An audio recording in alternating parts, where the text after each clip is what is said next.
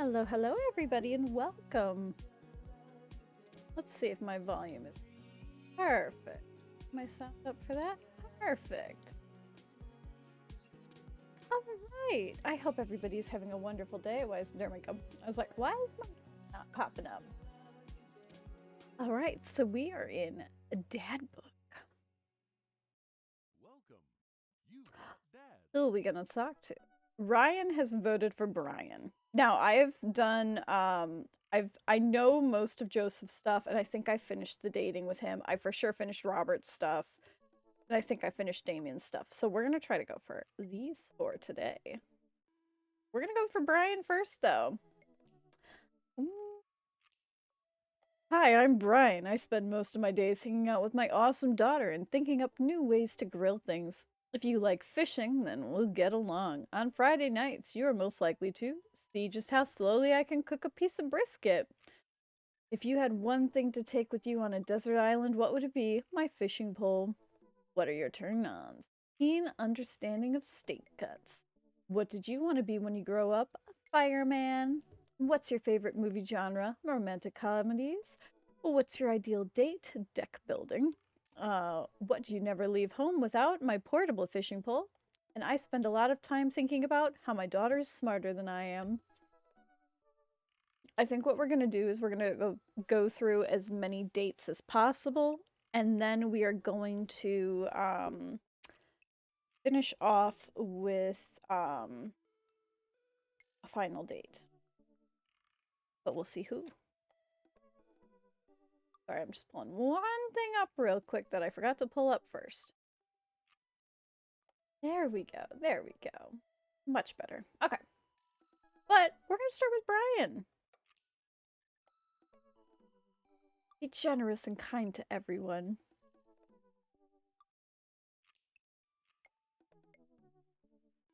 Not me all cozied up in a blanket because I'm cold. But I hope everybody's having a wonderful Friday. And hopefully it's staying pretty calm for everybody. Man, I don't know how I feel about hanging out with Brian more, but it seems like Daisy and Amanda got along real well. Maybe I should just bite the bullet and hang out with Brian more for the sake of the kids. Crack my knuckles and start typing. Hey Brian, great grabbing burgers with you at the cookout yesterday. We should get the kids together and hang out soon. I wait a couple minutes until a ding comes across from my computer, and a message pops up on the screen. It's Brian. Let's see what he has to say. Hey man, always love a great burg and a buddy. We should definitely hang out. I don't know if I'm going to be able to do voices. I can try. What do you think about mini golf? We could bring the girls out and have ourselves a very little friendly competition. Rock on, Brian. Oh, he signed his name. That's cute. Friendly competition. This is perfect. I know Amanda and I will crush Brian in mini golf. I've been taking her, I've been taking her to mini golf courses since she was a little kid, and I'm proud to say that she's almost better than I am. Almost. I typed back. That sounds great, man. Name the time and place, and we'll be there. Hey, Amanda. 1 second. Amanda walks in through our doorway. Her eyes are a little puffy, almost as if she'd been crying. You up for some... Hey. Are you alright? I'm fine. Yeah, I'm alright. I just got sad because I started thinking about how I'll never have telekinesis.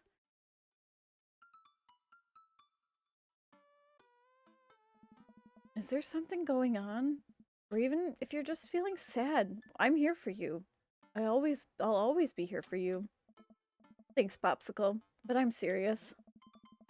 All I want to do is lie in bed and be able to make barbecue chips levitate from the kitchen directly into my mouth. I can't give you telekinesis, but I do have a solution that you might be pleased with. I run into the kitchen, grab a bag of chips, I retrieve a single chip and toss it in Amanda's direction. Success! She catches it with her mouth. Not quite telekinesis, but still fun. Hey, would you be up for some mini golf with Brian and Daisy? I'm a little out of practice, but I know my backswing leaves something to be desired, but I think I could do it in the negatives. Perfect. Come on, kiddo, let's do this. Look at how cute. Excuse me. You ready for this? Our matey, I'm as, oh my gosh, I'm as ready as I'll ever be. Why are you talking like that? Because this is mini golf is pirate themed. Now I realize that we are indeed standing on top of a giant pirate ship in the middle of a putt-putt course. Oh. Come on, Pirate Dad. Won't you talk like a pirate with me? Arr, ahoy. Scurvy? Oh my gosh. Avast ye. Make Brian and Daisy walk the plank with my superior golfing abilities. Doubloon? Come on, Dad. You told me that was just gonna be some friendly competition. Friendly competition is Dad code for actual competition. I need to prepare my body, mind, soul to defeat Brian on the field of glorious battle. It's just mini golf. Just mini golf. So much more than that. I kneel down and place a hand on Amanda's shoulder. I just want you to know that there's no pressure. It's not a big deal. Don't worry about it too much. But we have to beat Brian at mini golf. Whatever happened to just having fun? We will have fun when we beat them. Amanda gives me the side eyes before I can side eye her back. I spot Brian and Daisy. Ahoy there, mateys. Ahoy! Brian walks up with Daisy in tow. It looks like they already rented us some clubs for our mini golf excursion. Total power move. Why didn't I think of that? Yeah. All right, first mates. I hear there's buried treasures in these waters. You gonna help me plunder it? Oh, Amanda, I don't think this is a real pirate ship. I think it's just to play putt-putt on.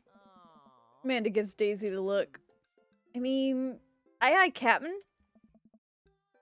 Daisy winks at Amanda. Oh, look at those two. They're two peas in a pod. Are you excited to get some mini golf in? Don't you know it? Dot, dot, dot. You gambling man.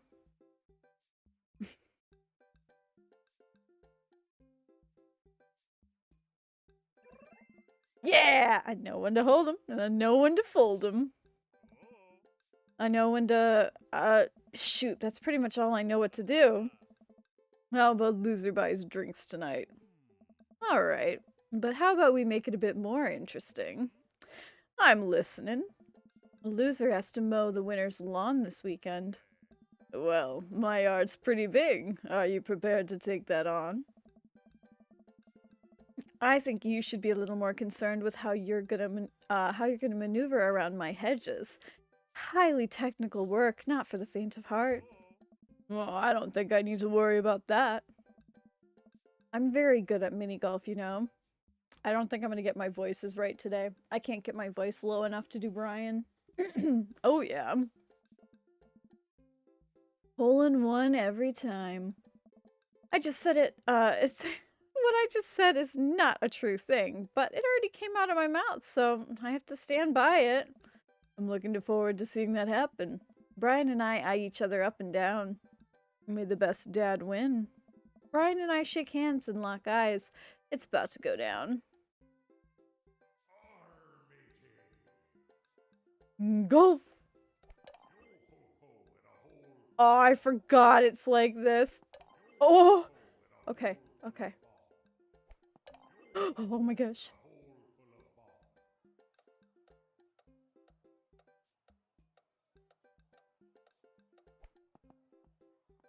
Ah, I just missed. Dang it. Okay. Oh, I missed now. Go, go, go. Yeah! Oh my gosh, I hate this. Oh. I fucked that one up royally. That's okay. That's okay.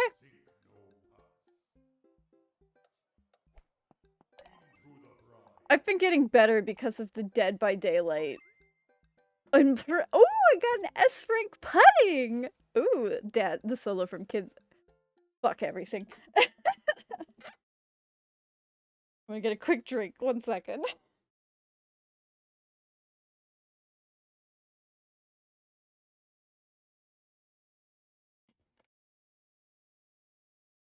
I did really well there. I blame Hooked on You for timing stuff because yeah. All right. Amanda pulls me aside while Brian and Daisy start walking to the next hole. Hey, you having a good time? I'm having a great time. I'm having a fantastic time destroying Brian's underfoot. I'm just asking because your eye is twitching. No, it's not. I feel my left eye twitch. Amanda raises an eyebrow. We're out here to have fun, remember? It's just a game. You're right. It's just a game. A game with extremely high stakes. A game we're currently winning. Dad. Please, Amanda. Please nail this next hole for me. We need to keep this streak going.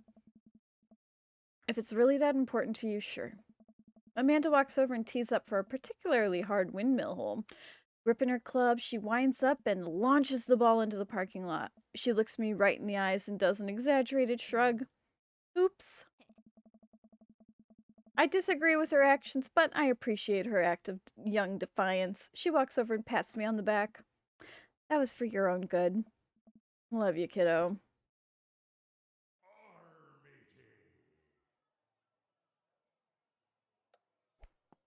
Oh! Dang it.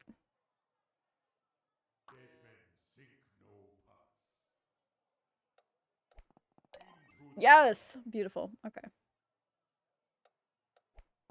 Oh, nope. I'm a little too early.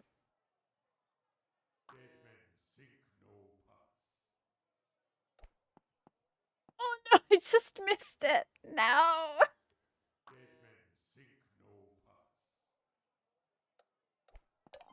Beautiful. I don't want to go straight up. But yeah. Oh, sweet. Did that right. Perfect. I am a dumbass. It's not going to go. Damn it. So close. Let it bounce back. Let it bounce back. Let it go. Let it go. Yes. Yes.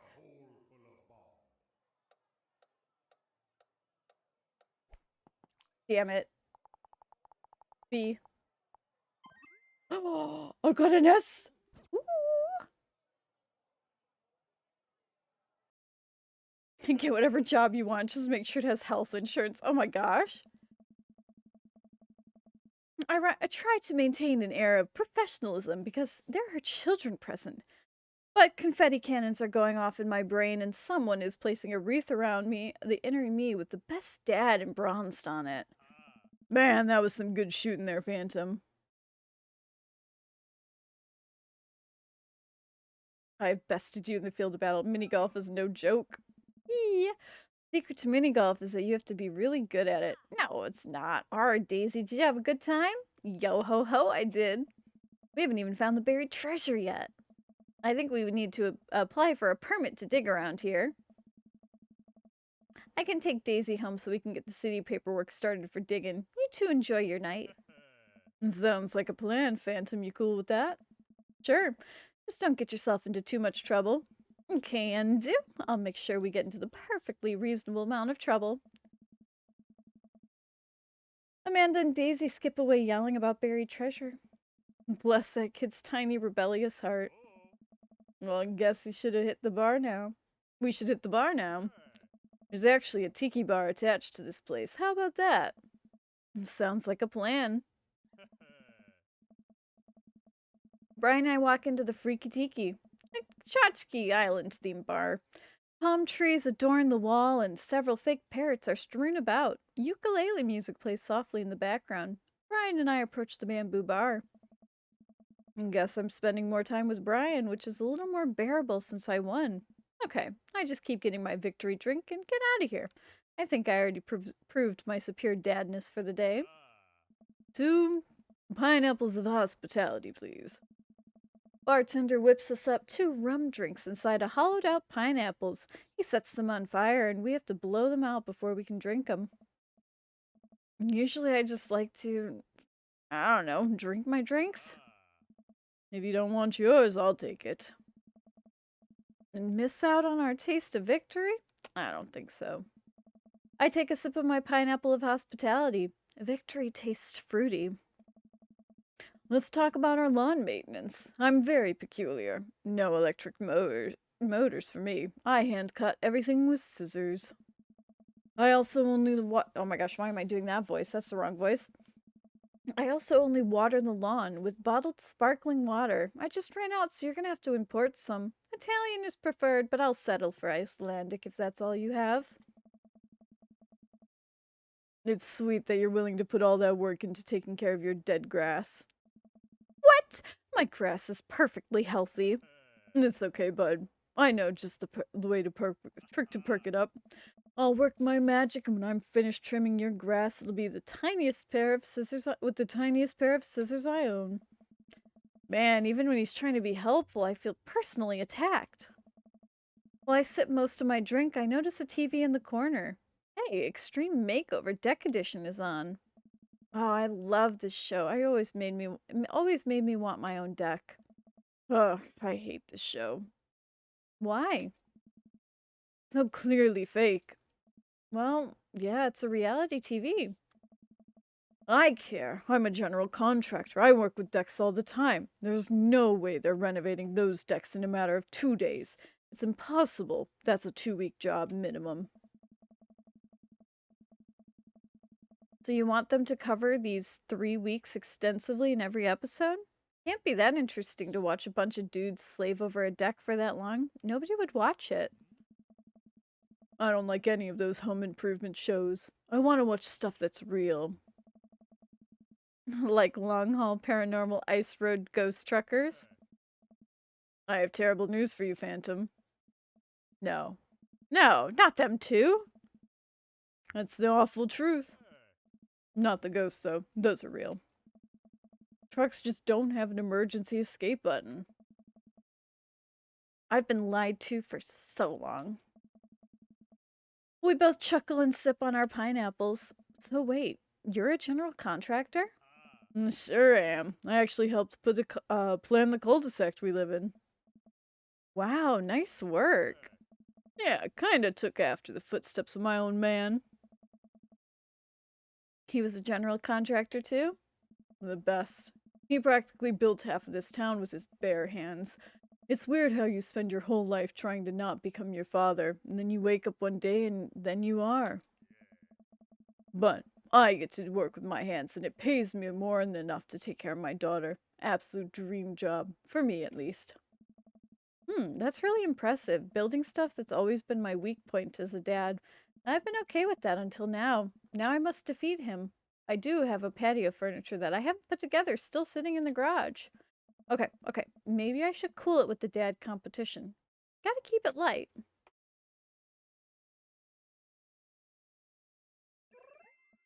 Yeah. So Daisy seems pretty smart for her age. Yeah, she's a genius. She definitely doesn't get that from her old man, though. It's actually a little embarrassing. She beats me at Scramble constantly. To be fair, Scrabble is really hard. I can barely make good words when I have the whole alphabet in front of me, let alone several letters. Brian laughs. See? We can keep things friendly here. This is perfectly pleasant. I could do this all night. Because I feel an innate need to impress Brian and prove I'm better than him, obviously. That's one reason. I think. Let's keep it moving.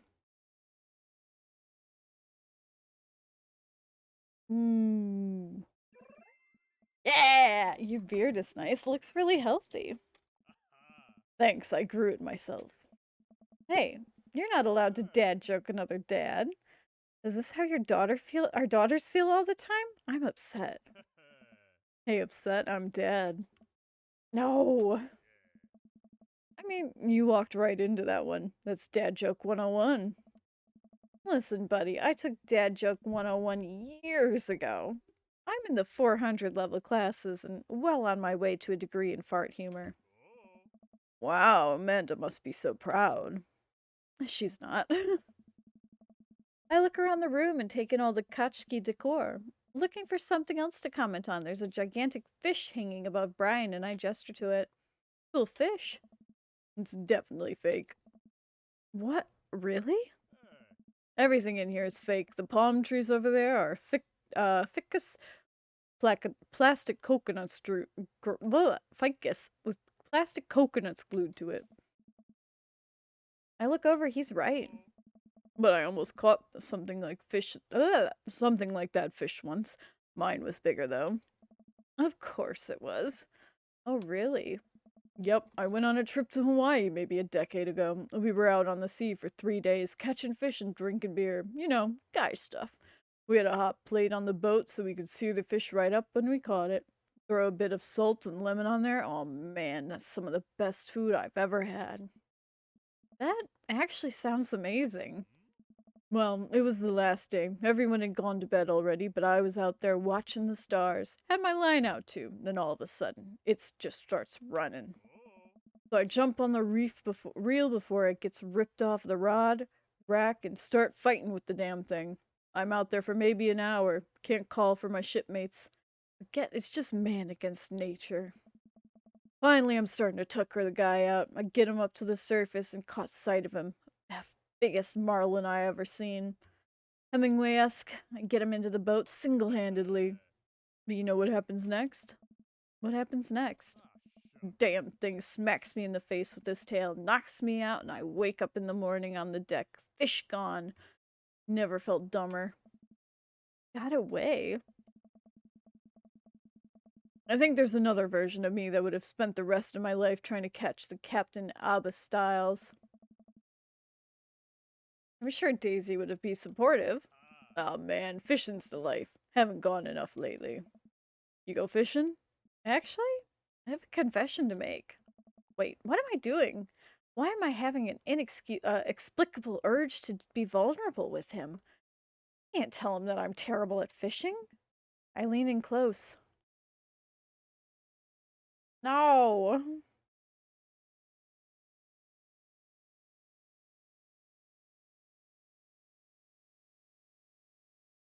I think it's I'm amazing. I want to be a little humble.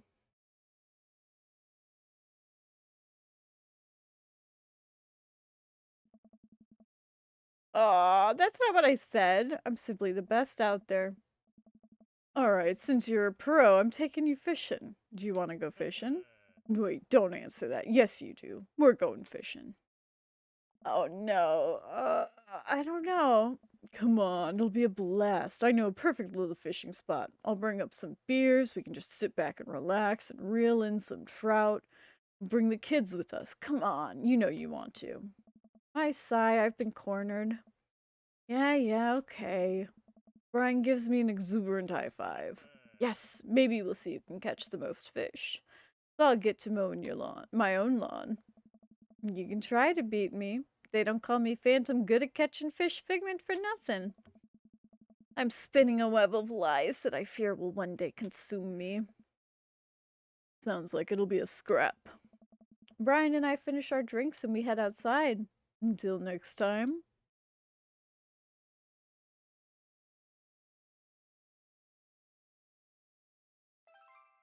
Yeah, real excited to catch catch way more fish than you, Brian. I don't want him to be ass like that.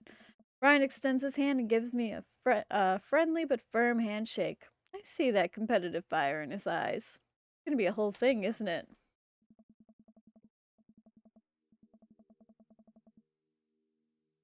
Once Brian takes over babysitting duties, Amanda walks home with me. She immediately plops down on the couch and flips on the TV. So, how was your hang with Brian? He wasn't too spicy about his crushing defeat, right? Nah, he was pretty gracious about it. Like, frustratingly gracious. Yeah, how dare that guy have some decency? Come on, Dad. He seems like a neat dude. You think so? I don't know, the guy loves a good competition. But then again, apparently so do I. What did you and Daisy end up doing? Yeah, we hunted for treasure for a bit, but Daisy was really adamant about not digging without a permit, so we just watched some documentaries about theoretical physics. I put her to bed and then sat around eating Brian's food. Don't tell him I said that. That's standard babysitting protocol, I believe. I really like hanging out with Daisy. She's super mature for her age. Yeah, Brian said she has a hard time relating to other kids. She kind of reminds me of you at her age. Although she doesn't bite people as much as you did. Yeah. Oh my gosh. Can't believe I'm finally the cooler older kid. Feels good. You gonna hang with Brian again? That's the thing. He wants to go fishing with me. Oh. I told him I was an amazing fisherman. You hate fishing.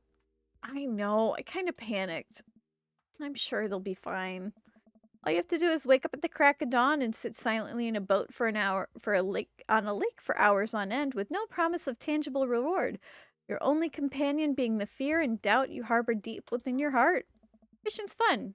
You remind yourself as the world darkens around you and you wonder if it's really you staring back at yourself in the lake's reflection or simply just the abyss.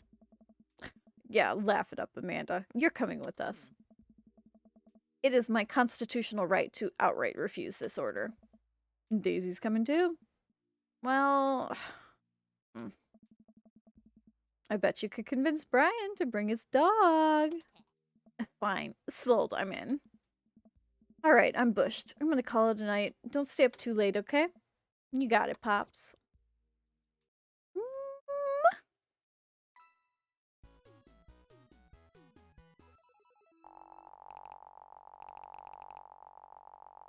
Yeah. S rank. Yes. While I'm doing my afternoon word jumbles, I hear the mail truck pull up through the cul-de-sac. I wonder if we have any coupons today. Nice mail person slides a couple letters in a large yellow envelope through the slot. Takes a couple of tries for them to get it in.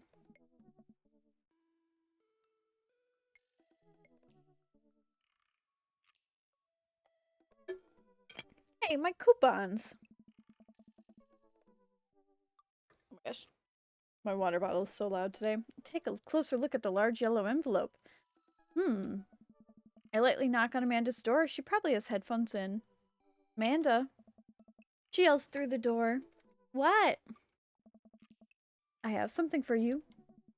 Kind of busy right now. Can you come back later? Okay. Just thought you might want this big old envelope we got from HIA. Immediately, Amanda pushes her door open. Horn Institute for the Arts. I mean, if you're busy, I can come back. Father, please. I hand her the envelope, which she tears open with her teeth. Probably bad for your teeth. She doesn't seem to hear me and spits out the piece of envelope. She pulls out a letter and unfolds it. And the suspense is killing me. This is her dream school. Amanda's face is unreadable. I can't believe this. Oh, honey, it's okay if you didn't. I got in! Oh! I got in! Amanda tosses the letter aside and gives me a big hug. Congrats, sweetie. That's amazing. I'm so proud of you. She pulls away and looks at the letter again. Oh my god. I really can't believe I got in. Well, of course you got in. You're a great student. You nailed that interview, and your photography is incredible. Wait, Dad. I know this one's really expensive, and it's so far away. I think for a moment, HIA is one of the more expensive schools that Amanda applied to, but I know she had her heart set on it for the longest time. It'll be tough, but we'll make it work. Really? Of course! Amanda hugs me again. Thanks, Dad. Okay, sweetie, we're celebrating tonight. Dinner, your choice. Whatever you want. Wherever! Amanda and I walk along the bayside, tearing into our foil-wrapped burritos from a nearby food truck. You could have chosen anywhere in Maple Bay. The cost was not a determining factor. Please, Dad, you know I'm a simple gal. Just give me a Rito and a view. I can't say I'm mad. Amanda and I sit on a patch of grass and watch ships sail lazily through the bay. And the dorms are right near a bunch of cafes, so there are all these galleries nearby. There's a discount if you bring your student ID and... Amanda, slow down. You're gonna choke on your burrito. I know I'm just excited. Did I mention that students get their own studio space once they're seniors? And we get all the professional photo editing software for free. It's nice to see Amanda so enthusiastic about HIA, but I wish she wouldn't do it in between their bites of burrito. I thought I taught her to chew with her mouth closed. I wonder who my roommate's gonna be. You take a survey online and they match you with somebody with similar majors and interests. I bet we're gonna be best friends. Craig and I were good roommates. A good roommate can be a lifelong friend. But don't even get me started on the bad roommates. Oh no. I'm just kidding. We didn't have a bad roommate. Our only other roommate was a puppy that Craig brought home one night. We spent a semester fabricating a story about our new foreign exchange student who had a really bad cough that sounded like a dog bark. Carl ruled. Oh, they let you have animals in the dorms if you get a note saying you need one. I bet I could forge one. I think I'd get a rabbit. Or maybe a snake, or maybe both. But would the snake eat a rabbit, though? Oh boy, I think I'll leave that all up to you. She's so excited. I don't want to disappoint her, but I need to be real for a second. So, you know I had that talk with Mr. Vega. He didn't tell you about the dumpster fire, did he? What? No? I don't want to put a damper on good news, but I need you to knock it out of the park these next few months at school, okay? If you really want to go to Horns, we need that scholarship money. And I know you can do it. Okay. I promise I'll try harder. I pat her on the back. I think you can handle a 14-hour drive to come home for the holidays. There are going to be some treacherous ice on the roads. And don't even get me started on the paranormal occurrences. Well, it'll be worth it if I get to see you. My eyes immediately well up with tears. Oh, Dad, don't cry. I'm just very proud of you. You're all grown up now, and you're such a good person, and I hope you know how important you are to me. Dad, stop. You're gonna make me cry, too. It's too late, honey. It's happening. Dad, I can't get tears in my burrito. It's gonna make it taste sad. I pull Amanda in for a hug and kiss her on the forehead. Love you, kiddo. Love you too, Pops. Welcome. You've got Uh-huh. Hey, this is Steven from Dadmazon. I'm out front with your delivery. Oh, okay, I'll be right down. Wait, no, sorry, I need to put pants on first. Can't find my pants, but I wrapped my waist down in a duvet. Are you cool with that? I can come back tomorrow. No, wait, I'll be right down. I found some sensible capris.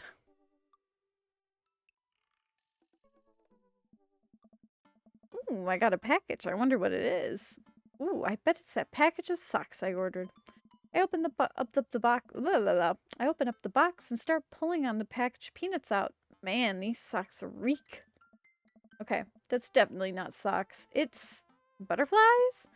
Oh boy, I almost don't want to know what Amanda has planning with these. Hey Amanda, your box of dead butterflies is here. What's up? Are you sacrificing them? What?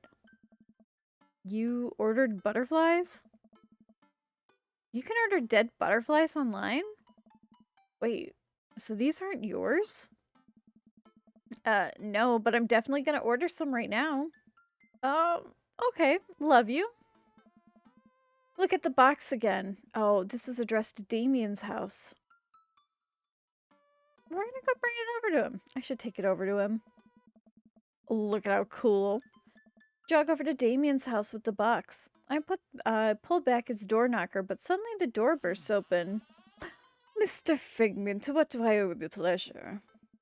Whoa, how did you know I was about to knock? I don't know.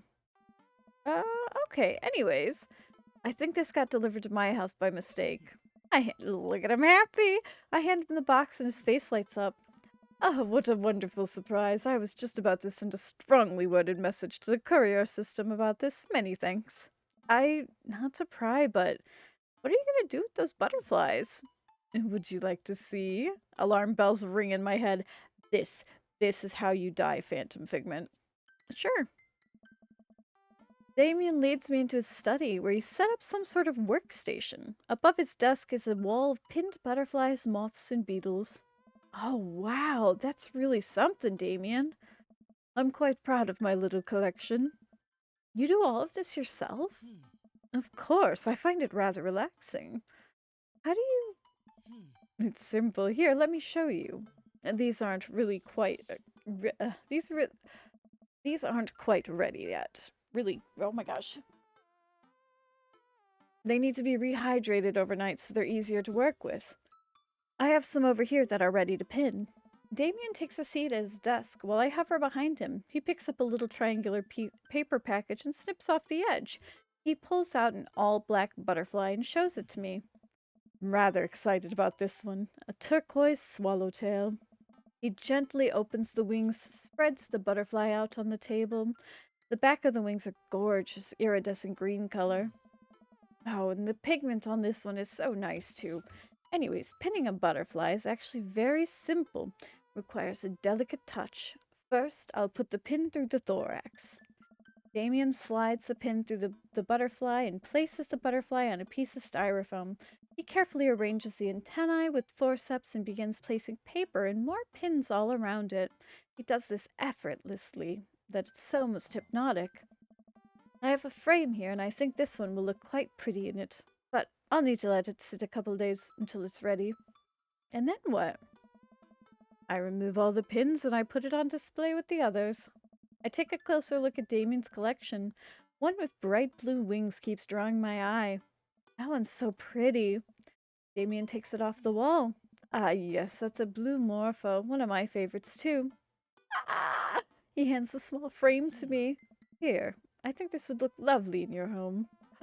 I couldn't take this. I insist. Believe me, I have more than enough. Thank you. If you ever have an interest in pinning some insects yourself, you know where to find me. I think I'll leave it up to you. I feel like I'd probably break them in half with my butterfingers. Nonsense. You have beautiful, steady hands. You'd make a fine taxidermist. Am I blushing? Damien walks me to the door and gives me a warm smile as I leave. Do take care of yourself, Phantom. Thanks for allowing me to share my odd little hobby with you. Ah! I don't remember that happening the last time I played. I love Damien. Damien is like, yes, I love Damien.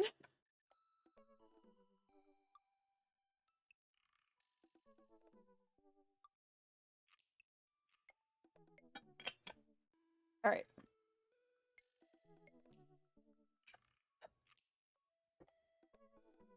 I think we're gonna do all three of Brian's. Or, well, let's do 2 of Brian's and then go and do 2 of everybody else's. I don't know what time it is. Alright, I've been at this about an hour. That's fine. Hi, why are you yelling? So yeah, I think we're gonna go do the second date with Brian. Why are you yelling? I have a screaming Toby. Hi! Why can't you go sit with your brother? Oh my gosh, I got the hiccups. Hi. Toby is like, I must be center of attention. I have like, I don't know, a hiccup. I have water caught in my throat that's stuck in like a bubble. Hi, Tobin. Oh, I have a message from Brian. Hey, Daisy and I are going fishing tomorrow. You in or you out? Oh no, I've been dreading this day. I accidentally boasted about my abilities as a fisherman to Brian. Now he's challenging me to another dad-off.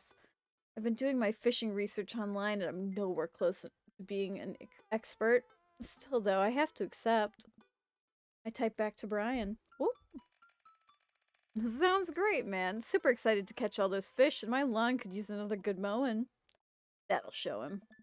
Brian responds back, letting me know that tomorrow he'll pick me up in at an hour I previously forgotten existed. Man, that's gonna be a rough start.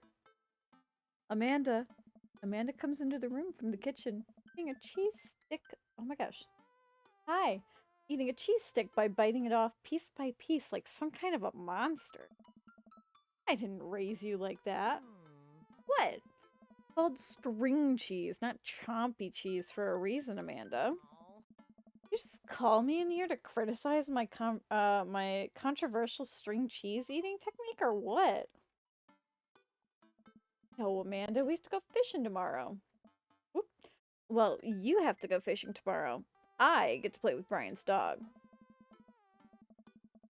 How do I become a master of fishing overnight? You went fishing in a Girl Scouts, didn't you? Nope. My stint in Scouts was brief and purely transactional. Thought I could get free cookies, but didn't know I had to, like, be outside and tie knots and stuff. But I have to beat Brian. Why are you trying to make a mess?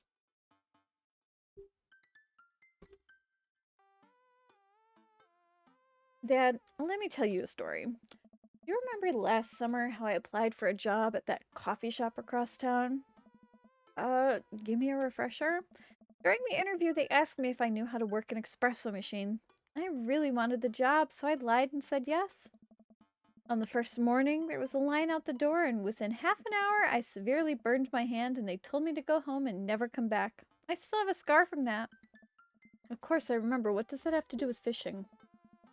Burn is a metaphor, Dad. I don't get it. You can lead a horse to water.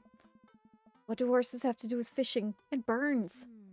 Dad, please. I don't get your obsession with competing against Brian.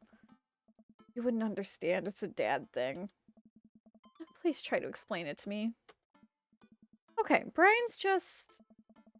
He just thinks that he's so much better than me, and he purposefully reminds me that whenever he can, it's like he has to one-up me. I have to beat him at his own game.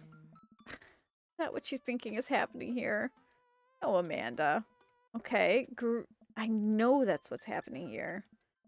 Alright, Pops. We should both be getting some sleep. See you in the morning? Night, Panda. I brush my teeth and throw on some pajamas, climb into bed, and set my alarm and close my eyes. Okay, sleep. I'm wide awake. I can't help but think about the last time I went fishing, hoping that there's something I can glean in from giving me an edge over Brian.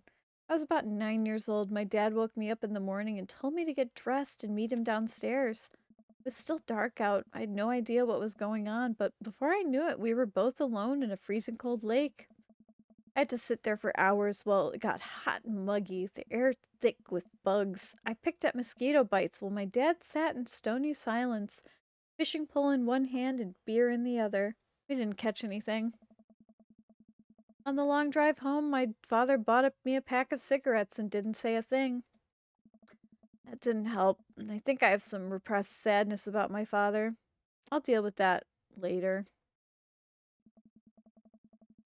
Sitting on a boat in the middle of a body of water. Can't see any land, but I know it's a lake. Water is placid and still. I'm holding a fishing pole. I don't understand why, but I feel like my life depends on catching fish right now. I cast my lure into the water and I wait and wait and wait. My whole being is filled with hopelessness as I watch the line disappear into the depths below. You're using the wrong lure. I look up and see my father. He looked like that one cold morning, disapproving. I'm panicking now. I pull the lure up and try to grab a different one, but all of the lures in my tackle box are exactly the same. I look to my father for guidance, but he is gone. I try to cast again, but can't hold my footing. My boat tips over and I fall into the water, sinking further and further. I see the multitudes of fish that have been lying just below the surface, all swimming around me as if to taunt me. One fish swims up to me. He has Brian's eyes. Gotta use the natural buoyancy lure if you're gonna catch trout, buddy. I jolt awake to the sound of my alarm. It's fishing day. That would explain the weird dream. I groggily slip into clothes and get ready. I spot Amanda's door half open and see her curled up in the mountain of blankets. Walking over to her bed, I give her a tiny kiss on the forehead.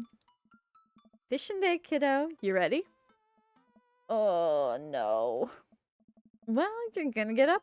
Can't do this without you. And stop sleeping in your clothes. Amanda pulls her comforter over her head. Never. Amanda.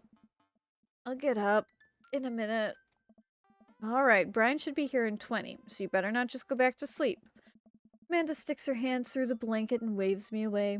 I leave her in the room and make myself some coffee. Another cup with lots of cream and sugar for Amanda whenever she gets up. Amanda eventually wanders in and chugs her mug while I do word jumbles. I hear the doorbell ring. That must be Brian. Still rubbing our eyes, we walk out to see Brian. He's decked out in fishing gear. Daisy's falling asleep next to him. Early bird gets the worm. Ready to fish? I was born ready. My eyes narrow in on Brian. Party, it's a good day to die. Hop in, guys. Let's get this fishing party started. I walk over to the driver's side and open it. Woof woof. Brian's dog immediately hops into the driver's seat, wagging his tail furiously. Can I see your driver's license, sir? Oh, Maxwell, let Phantom sit. Maxwell obediently hops into the back and cuddles with Daisy. Amanda settles next to Maxwell and Daisy and immediately falls asleep. Ready for an adventure? I am ready for glory. Struggle to stay awake as we drive to the outskirts of town. Country music plays quietly from the radio, and I watch the trees pass by. So where exactly are we heading? About an hour north of here, a little spot I've been going to since I was a kid. My dad used to take me there all the time. I don't think anyone else knows about it. I brought everything we need so we can catch some trout, have a nice little fire, and enjoy nature. My, fishing pole is in the shop, getting it tuned up. Do you maybe have an extra I could borrow? But of course. Probably not as nice as what sounds like yours is. Right. I'm digging a hole here. I stare out at the forest lining the highway. The sun is just barely over the horizon. Scattered dusky pink light through the trees. For a split second, I spot a deer grazing on the side of the road before it leaps back into the bush. After a nice quiet drive, Brian eventually tells me to pull off the highway and onto a dirt road. Car bumps along until we reach a clearing that opens to a magnificent lake. Well, here we are. I step out of the car and help Brian unload our gear as Maxwell runs around us barking. The kids wake up and wander to the shore, where Daisy tries to teach Amanda how to skip rocks. Brian and I carry the tackle box and cooler down to the edge of the lake, where he has a canoe waiting. Oh, great. It's still in one piece. Hold on. Help me out, Maxwell. I help Brian place a tiny dog-sized life vest onto Maxwell. Woof woof. All right, your turn. Brian hands me a lime green life vest. Maybe if I fall. Oh no! Good, good, good. Okay, suit yourself. Brian turns to Amanda and Daisy, who are still skipping rocks. You kids want to fish? I'm good with just throwing rocks into the water. Amanda hurls a rock into the pond with gusto. Yeah, take that water. Amanda, you're supposed to be skipping them. Is that what we're doing? Daisy, don't you want to fish? I think catching fish is kind of inhumane. We're gonna go explore the woods and look at bugs and stuff. Alright, be safe. Don't go too far. Brian puts the life vest around himself and we throw all our equipment into the canoe. Maxwell happily jumps in and takes his place looking out over the front of the boat. I get into the canoe as Brian shoves off. We paddle together to get ourselves to the middle of the lake. Most freshwater fish usually feed at dusk and dawn, which is why I had to get you up so early. Yeah, I know. That's pretty common fisherman knowledge after all. Fisherman knowledge that I'm knowledgeable about. Still a gambling man. You know it. Let's see who can catch more fish. You can catch more than one? Sounds easy enough to me. What's on the line? Besides the fish I'm gonna catch, obviously. I was thinking something a little more high stakes than mowing the lawn. Custody of our children? More than that. Let's say, if I win, I get your weed whacker. The Whacker Master 2000? That's a limited edition. But if you win, you get my pole saw. Reaching Cut 3000. The cordless version. That's the one. Shit, the Reach and Cut 3000 is state of the art. My weed whacker's a prized possession, but those are hard to reach branches in the backyard that are begging for pruning. You're on. We shake on it.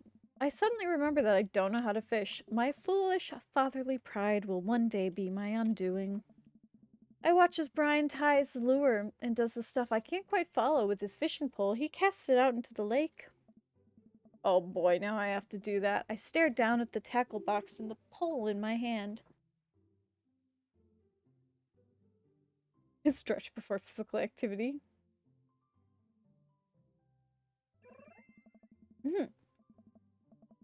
I fish a worm from the styrofoam container Brian brought. It's slippery, but I think I can get it onto the hook if I just focus. Oh god, I'm bleeding. There's blood everywhere. Worm is not on the hook. Needs a milk. No, I meant to do that. The blood attracts the fish. They can smell it up to a mile away, you know. Oh, I think that's sharks. No, it's definitely fish. Now what? We're gonna try to tie a knot. I take my pole and try to tie an elaborate-looking knot to impress Brian. Classic hunter's bend. I learned that one in my youth. Yep, this one isn't coming apart anytime soon. With this knot, I will cast my heavenly line upon the unsuspecting water and deliver us some bountiful harvest. I look over at Brian. He doesn't seem to be paying attention. Let's cast this sucker. I put my rod back and launch the lure as hard as I can. And the lure flies off the line and sails far, far away, landing in the lake with a sploosh. Sorry, I judged the wind speed wrong. The cold air drives the pressure down. Go ahead and take my pull. I know it's hard switching to a new pull you're not used to. I'll fix up another lure. He hands me his pull with a smile and I sit there feeling like an idiot. It's okay to cry if you feel sad. Alright, all I have to do is line up 3 of the same type. Okay. And I think they're ones where you can only move them by 1. Yeah. Match 3 of the same species.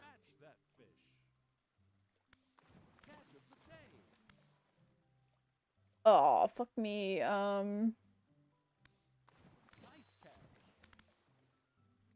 That's such a weird slap sound.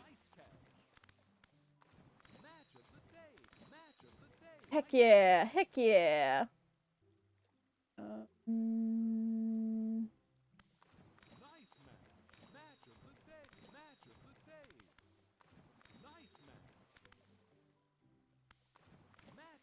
Yeah!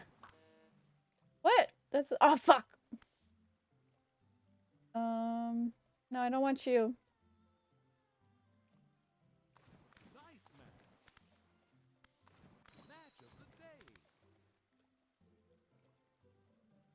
Like, hi, don't look at me. Alright. We're doing good. We're doing good. Ooh. I want your pair. I want some of the ones down here gone. Nope, not you, not you.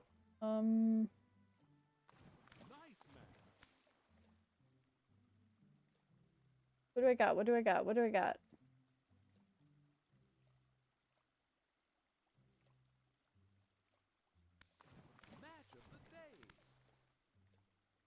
I was hoping I'd get more.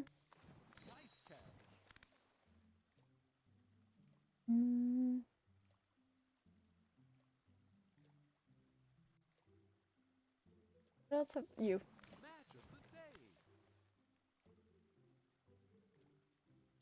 What else have I got? Okay, sweet. I was hoping that would do that. That doesn't work that way. Oh my gosh. Yep, I'm an idiot. Don't mind me. I'm thinking of some of the other games that I play that you can do matching like that. Not an S class, B. B. Oh, I got an S! Sweet! I missed what he said. Wow, that was tougher than I thought. I look over at Brian, who's smiling, obviously enjoying his time here on the lake. I'll crush him. Suddenly, the fishing pole jumps in my hand. I reflexively, oh my gosh. Yeah, pull upward. I think I got something big. Tip of the pole dips down repeatedly and the line starts to run. Reel it in. I finally get the fish right under the boat. It's long, beautiful rainbow trout. Brian hands me a net. It's all yours. I lean down and notice that my hands are shaking with excitement. This fish is bigger than all the ones Brian caught. The pole is mine, but still. The entire canoe flips over with me. I find myself sinking into the lake. I should have taken that life vest. All of a sudden, I'm embraced under the water and pulled into Brian's arms. Whew! Fan ourselves. Finally dragging upward sputtering water, all of the gears floating all of the gears floating on the surface. Maxwell doggy paddles around us in circles, having a great time. You alright? Does that count as one? Well, seeing as all our fish are now swimming safely back in the lake, I guess so. Brian laughs. Let's get you to shore. Brian and I flip the canoe back over, which is now filled with our soggy wet gear. We row back to shore and Maxwell in tow. Once we get to the beach, look at him.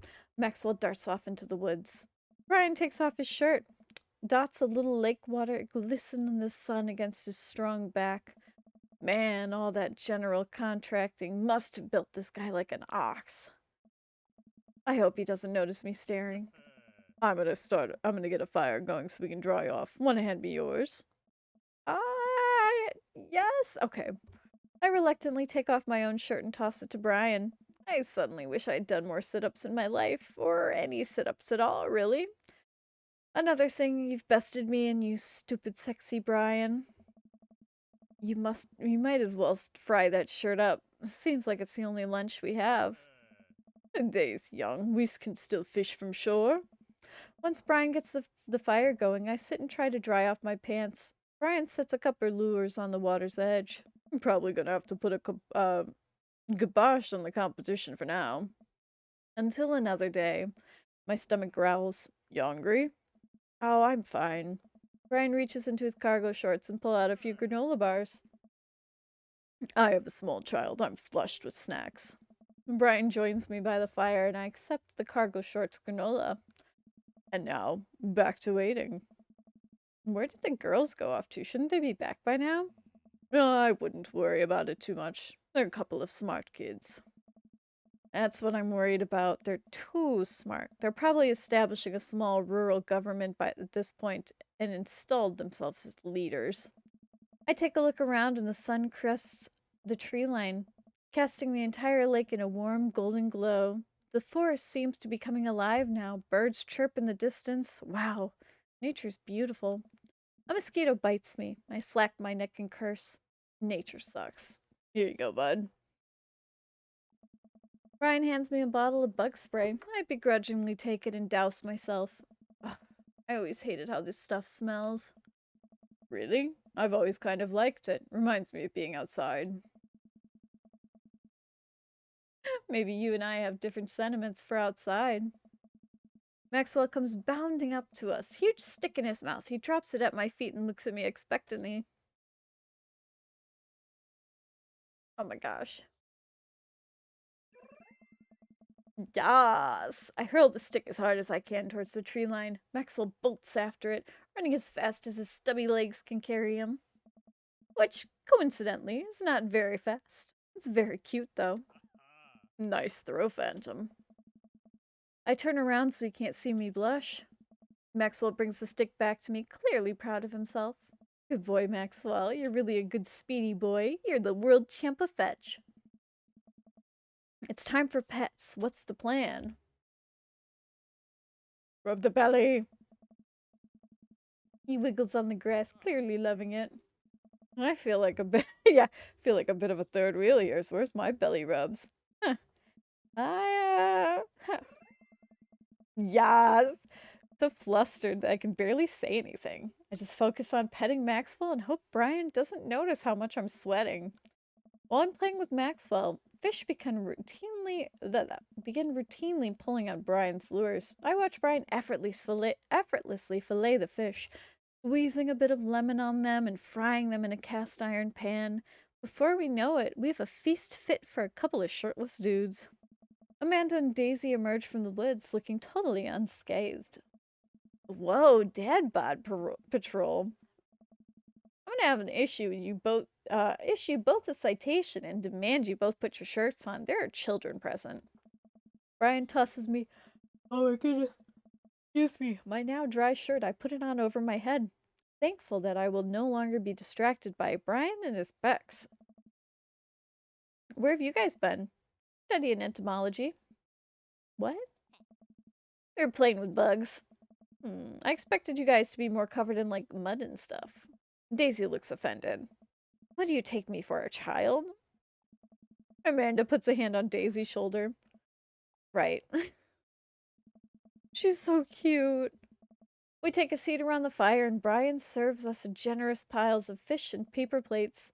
Absolutely delicious. Why does he have to be good at everything? Fish taste okay? Daisy and Amanda both nod furiously. Mouths full of fish. It's incredible. I've never had fish this good. Yeah, it's great. Old Harding recipe. Why are your pants wet? Well, Amanda, we were out on the lake and then I accidentally tipped over that boat.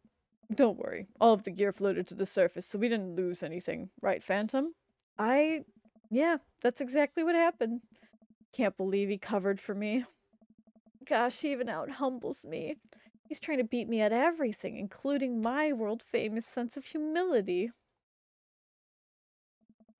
We finish our fish and eat our and end up playing catch with Maxwell for a little while before we decide to head out. After cleaning up the camp, we pick up the station wagon and let Maxwell into the back seat. Poor pup falls asleep in a cuddle puddle with Amanda and Daisy. We've had a long day. Been an ordeal today, bud. Let me drive you guys home. I want to prove that I'm the most awake dad on the block, but yeah, I'm beat. Fine. As we drive away, I take one last look at the lake, disappearing behind us, and smile. I rest my head against the window, and then the low rumble of the dirt road beneath us lulls me into a peaceful sleep. Hey, sleepyhead. I open my eyes and realize that I dozed off in the car. I self-consciously wipe a bit of drool off my chin. Oh, hey, I was resting my eyes. Just in case we suddenly have to jump into another sort of conflict, so I'm super awake for it. Ready to fight. With my strong arms. It's all good. You earned some rest, buddy. Yeah? Yeah! Every time my head pops up, like... I'm not saying it too loud. I'm trying to keep myself quiet. Yeah. Yeah. Ryan just popped around the corner and is just like, I shouldn't have told you to romance Brian because it sounds too similar. Uh-huh. Yeah. Yeah.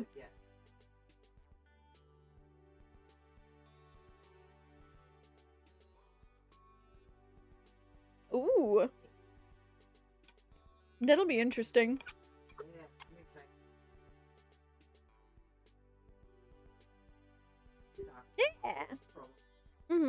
Did you see Matt's organizing his D&D figure? He's like 3 hours of content for that, and I'm like, I just want to watch because he just holds it up to the little camera that's above him. Honestly. Yes. Oh my gosh. 100%. Thank you for coming out with me today. I had a lot of fun with you. Thanks for inviting us. I also had fun, actually. Glad to hear it. Take it easy, yeah? You too. Take it the easiest. Brian chuckles to himself and unloads the car. Amanda and I get inside and immediately collapse onto the couch. Long day. Yep. I was so close to that pole saw. Pole saw? Yeah, Brian and I were competing to see who could catch the most fish. Stop. Why do you care so much? Amanda Panda, look at this guy. He's obviously got my number and he's rubbing my face in it. Dad, I love you. But you're kinda dumb sometimes. Dumb or clearly the superior dad? You know what? I don't have any of the energy required to properly unpack your weird fixation with asserting your masculinity. I'm going to bed. Good night. Amanda slides off the couch and face down onto the floor. I'm a tired slug. Amanda, that floor is disgusting. I don't care. Well, night, honey. Night, Pops. Try to exercise regularly. I'm really bad at that. Yeah.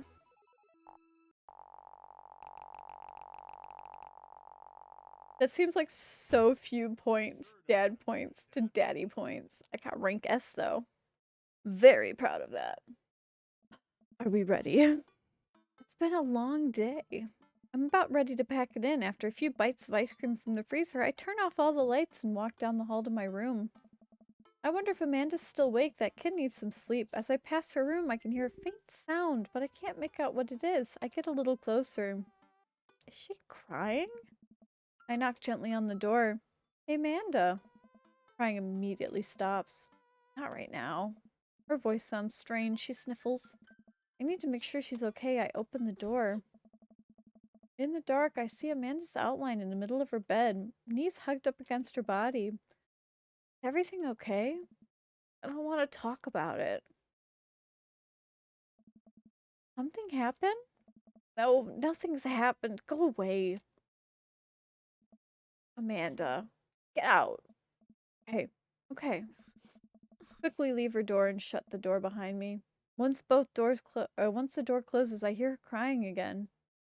Wow, what has her so upset? She seemed fine earlier. She's usually so open with me. Did I do something wrong? Is she mad at me? Yes, she wasn't before. She definitely is now. Can't even remember the last time she snapped at me like that.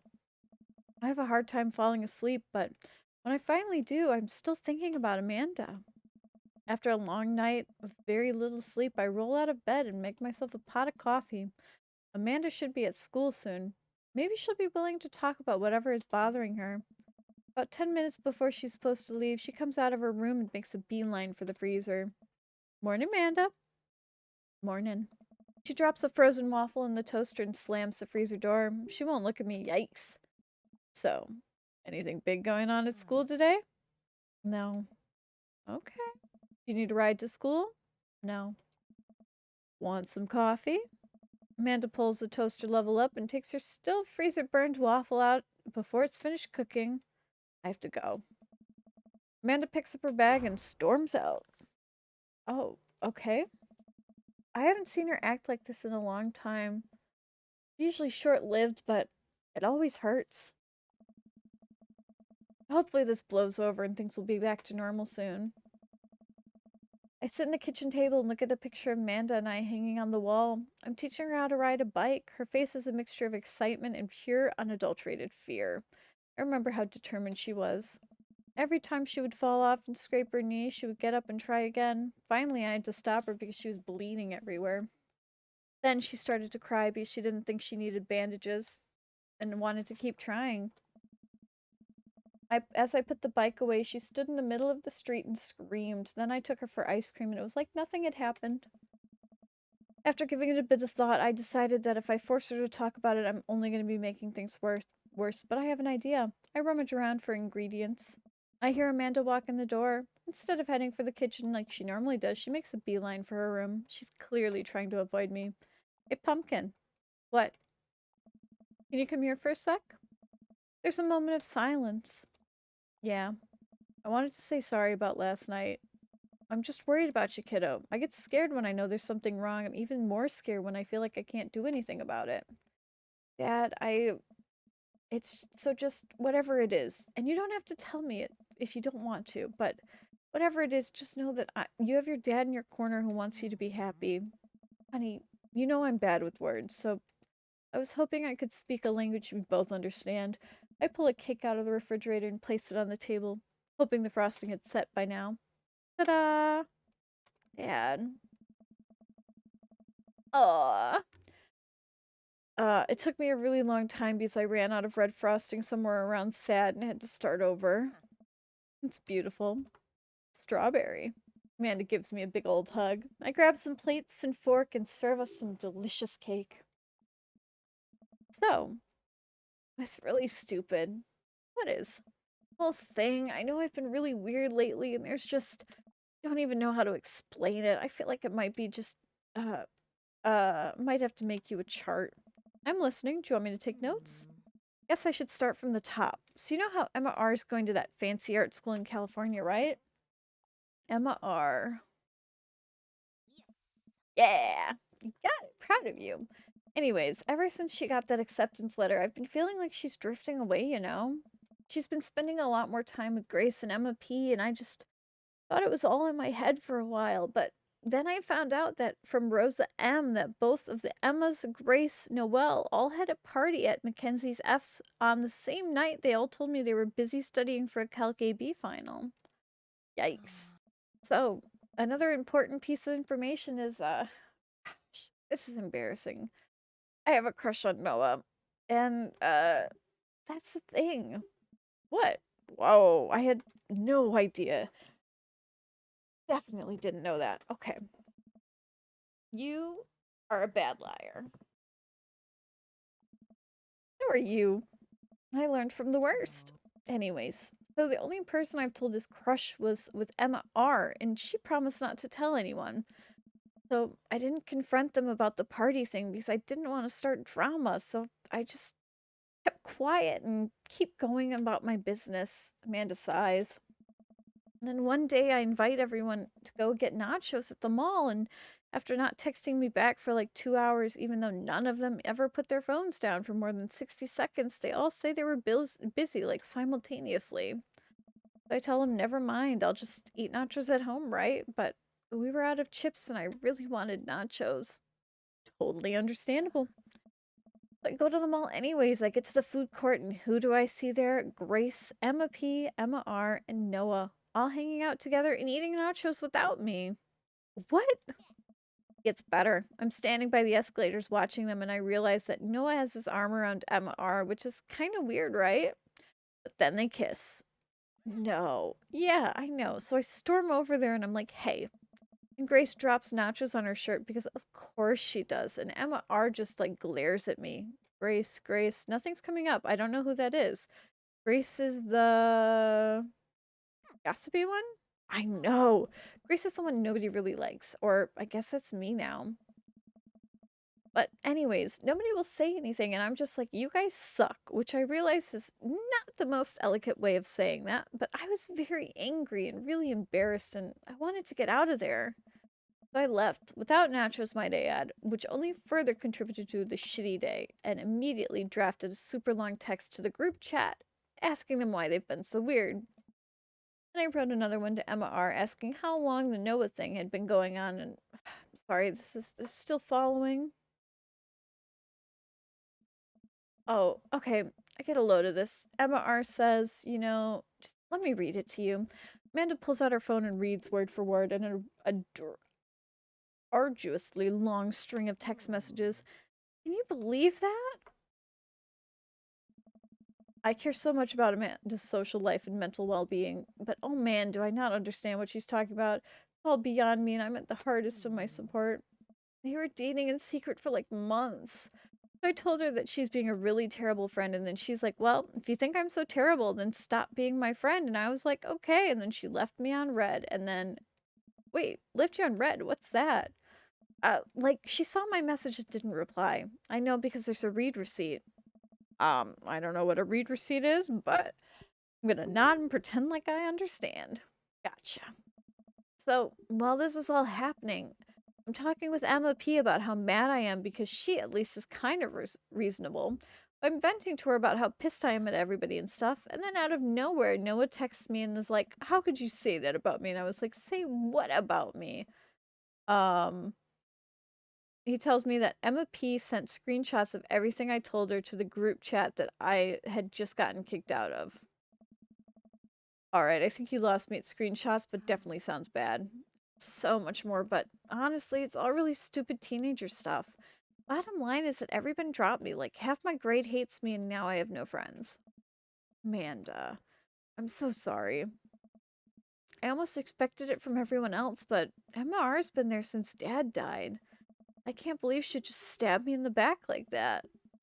I'm not even mad that she's dating Noah. I'm just upset she lied to me about it for so long. Stabs the remainder of the cake. Okay, I take it back. I'm still kind of mad she's dating Noah. Like, what did I do wrong? Why did everyone just decide I'm not cool anymore?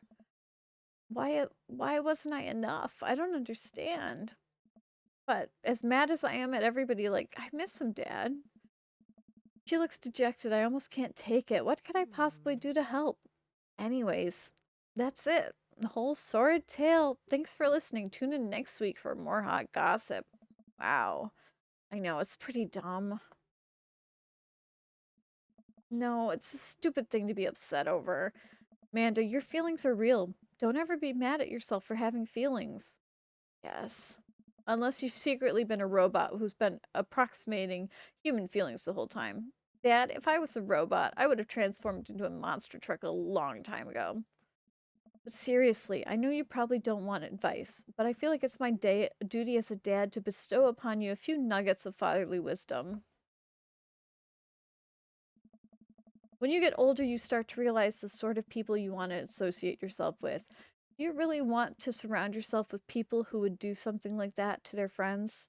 It takes a lot of work to find and maintain meaningful friendships. It took me a long time to figure that out myself, and I wish I learned it sooner. If the other person isn't putting the effort in to show you how much they care, it's not worth it. You're not beholden to being their friends. Ultimately, I think this says a lot more about their character than it does about yours, because you're amazing and they can't see that. Well, that's their problem.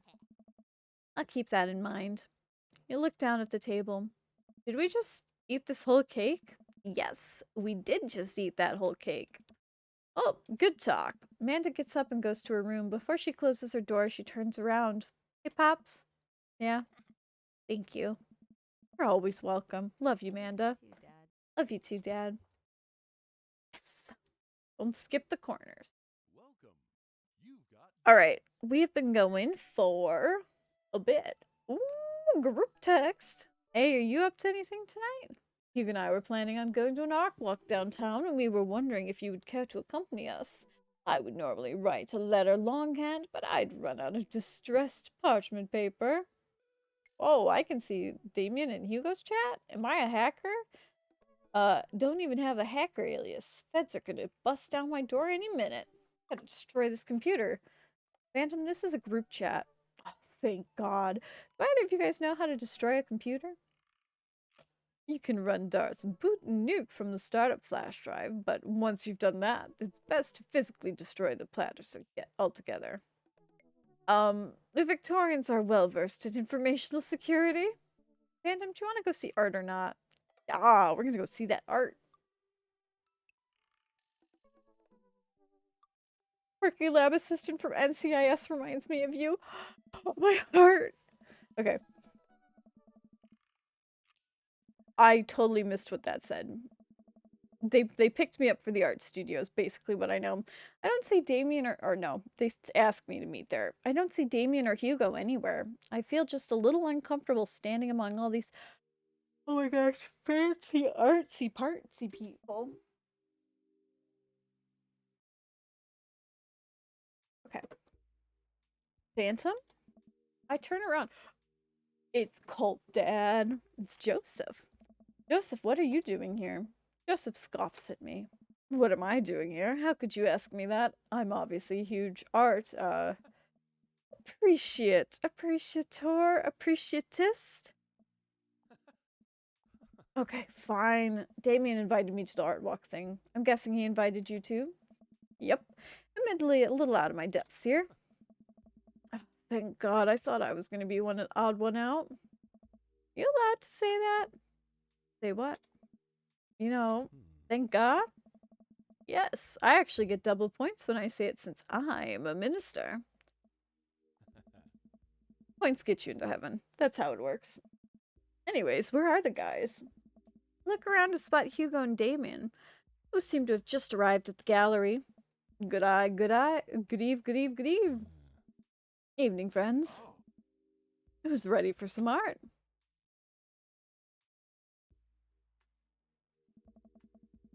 No, I love looking at paintings that are in frames, also paintings that aren't in frames. Art is good and stuff. Well put, Phantom. All you need to know is that you're feeling overwhelmed. There's generally always a table that has free wine and cheese. I really like art now. I got the table in my sights now. If you'll excuse me, I'm gonna go help myself to some tiny wines. No, we're gonna go talk to Hugo and Damien. I'm gonna get a drink of water first, though.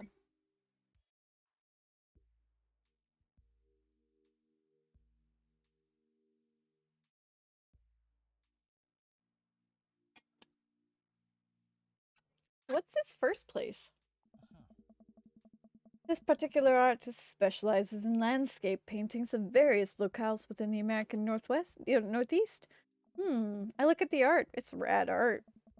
At the risk of sounding uninformed, do all of these landscapes look like butts to you guys? Damien and Hugo lean in, examining the paintist in earnest. It would appear that you are correct. A valid assessment, Phantom. Hey, this art stuff's pretty easy. Oh, it gets more complicated. Sometimes the butts are more symbolic. Sometimes the butts are metaphors. Sometimes art is about the butts that don't draw. Interesting. Joseph returns to our group with tiny cheese and wine. What did I miss? Butts. Ah, shame. The cheese is nice, though. Shall we visit the next place? You leave the first gallery to walk a few minutes. We reach another one. The gallery's a bit crowded. Huge paintings of I'm not even sure hang on the wall. Oh geez. What am I looking at here? This is abstract art. I think the more important question is, what does this art mean to you? I stare at the paintings, concentrating on hand as hard as I can on its meaning.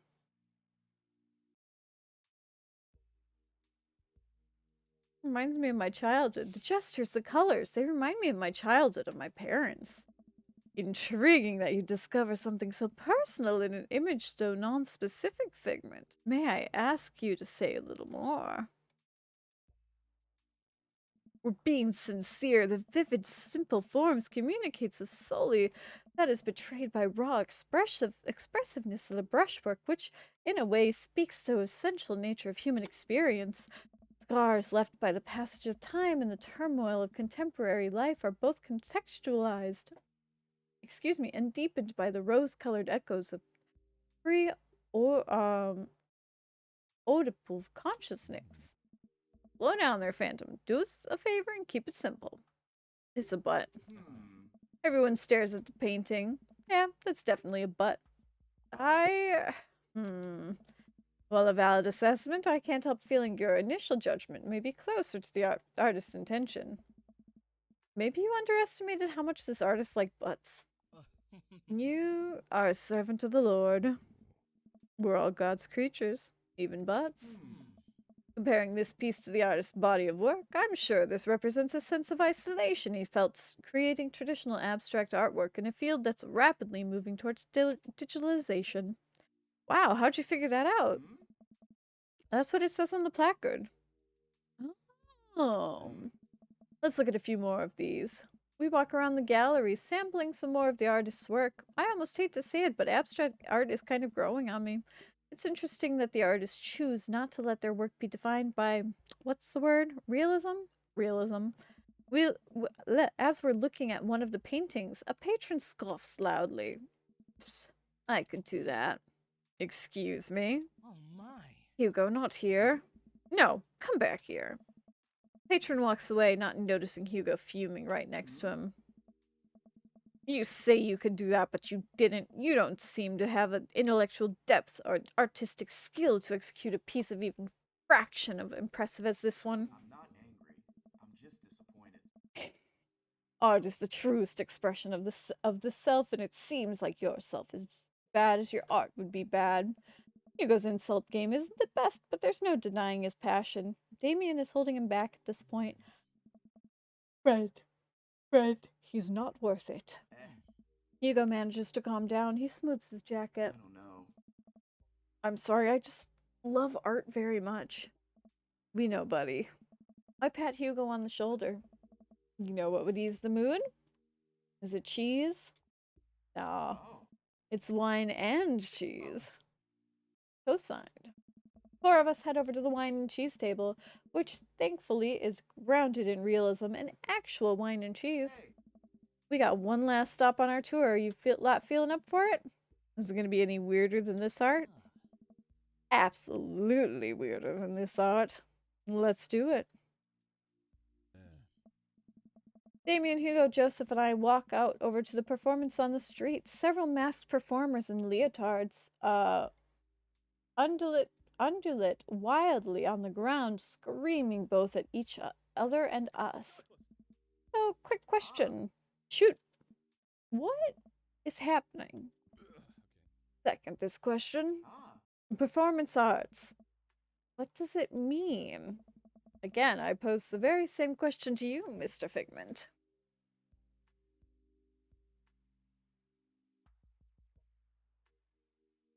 Fear of existence? What do you think they're trying to say? I believe it's less of what they're trying to say and more of why they're saying it. I believe there's something special about performance arts, which almost every other form of art, music, painting, photography, their artist uses their medium like a conduit for their emotion. With performance art, the medium is the artist, the purest expression of raw human emotion. Artist, catharsis, yes. That's beautiful, Damien. So what you're saying is, if I start to make really loud fart noises right now, it's art as long as I, like, really mean it. Damien fixes himself with a hard stare. I was gonna start making fart noises based on the look on your face. That joke isn't gonna play well in this crowd. Wise. Hey. We watch the rest of the performance in earnest, and we as we can, and clap politely after the dancers scream their way off stage. Whew, I think I'm all arted out. Agreed. We decide to walk home together. Ah. Make our way back to the cul-de-sac, tiny wine and tiny cheese sloshing around in our stomachs. I think that I think what I've learned tonight, not just what I've learned through art, which is nice and extremely informative, what I've learned tonight is that when you put a bunch of tiny wine and cheese together, it eventually becomes regular wine and regular cheese, followed by too much wine and too much cheese. A tiny cheese lulled me into a false sense of security. I felt safe with the tiny cheese. Wax wings too close to the sun. Cheese wings? Those would melt in the sun too, and I feel like there's more appropriate imagery. Plus, it'd be delicious. Oh my gosh, a nice amanther possibly. Hey, you guys were painters. What would you paint? I actually dabble in oils. I mostly paint landscapes. I'm not very good, but it's a nice way to pass the time. I think I would focus on personal portraits of people in unique professions like, luchadors. I think I'd paint boats. Seascapes. Maybe lighthouse, but mostly boats. Really? Yeah, I'm surprised you're choosing boats in favor of a long history of religious imagery in artwork. What? Boats are cool. What about you, Phantom? Tasteful nudes.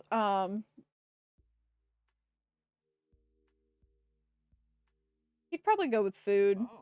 I'd probably still do life in various foods. Bowls of fruit, maybe some bread in there. There'd be cheese involved. See, I thought about that, but no. I can't stare at a pile of cheese for 8 hours without eating some of it, and that would ruin the whole thing.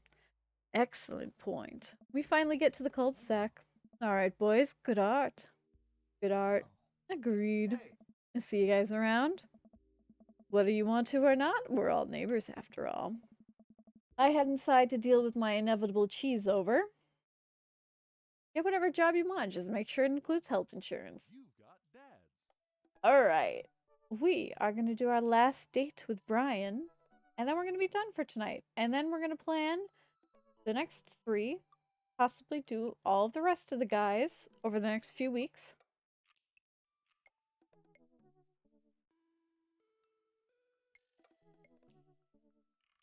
Nothing can beat reading a print. Spend the day lounging around the house in my bathrobe and slippers, committing to enjoying the day off as a testament to dad laziness around the world. Third coffee of the day and doing my second word jumble in pen. Man, it's the life. Hey, this one spells door. You're still taking me to the fair later, right? There's a fair? Dad, it's literally right around the corner from us. Not ringing a bell. I came home yesterday with cotton candy. Nope, nothing. I gave you a teddy bear that I won, specifically stating where and when I got it. Seriously? Amanda walks to the windowsill and slides the drapes open. There's a big Ferris wheel in the distance. Oh, right, that one. I thought you meant another carnival. Coming with me tonight, right? Gosh, honey, I don't know. I got all this. I look down at the mug of coffee, word jumble in my hands. Pressing business I need to attend to. Amanda points at my word jumble. Park, dog, clock, cereal. I knew that. I totally knew that. Secret word they all spell out is pool. Hey, you're pretty good at this. Now, you don't have an excuse. You are coming with me. Amanda pushes me into my bedroom and forces me to change out of my bathrobe.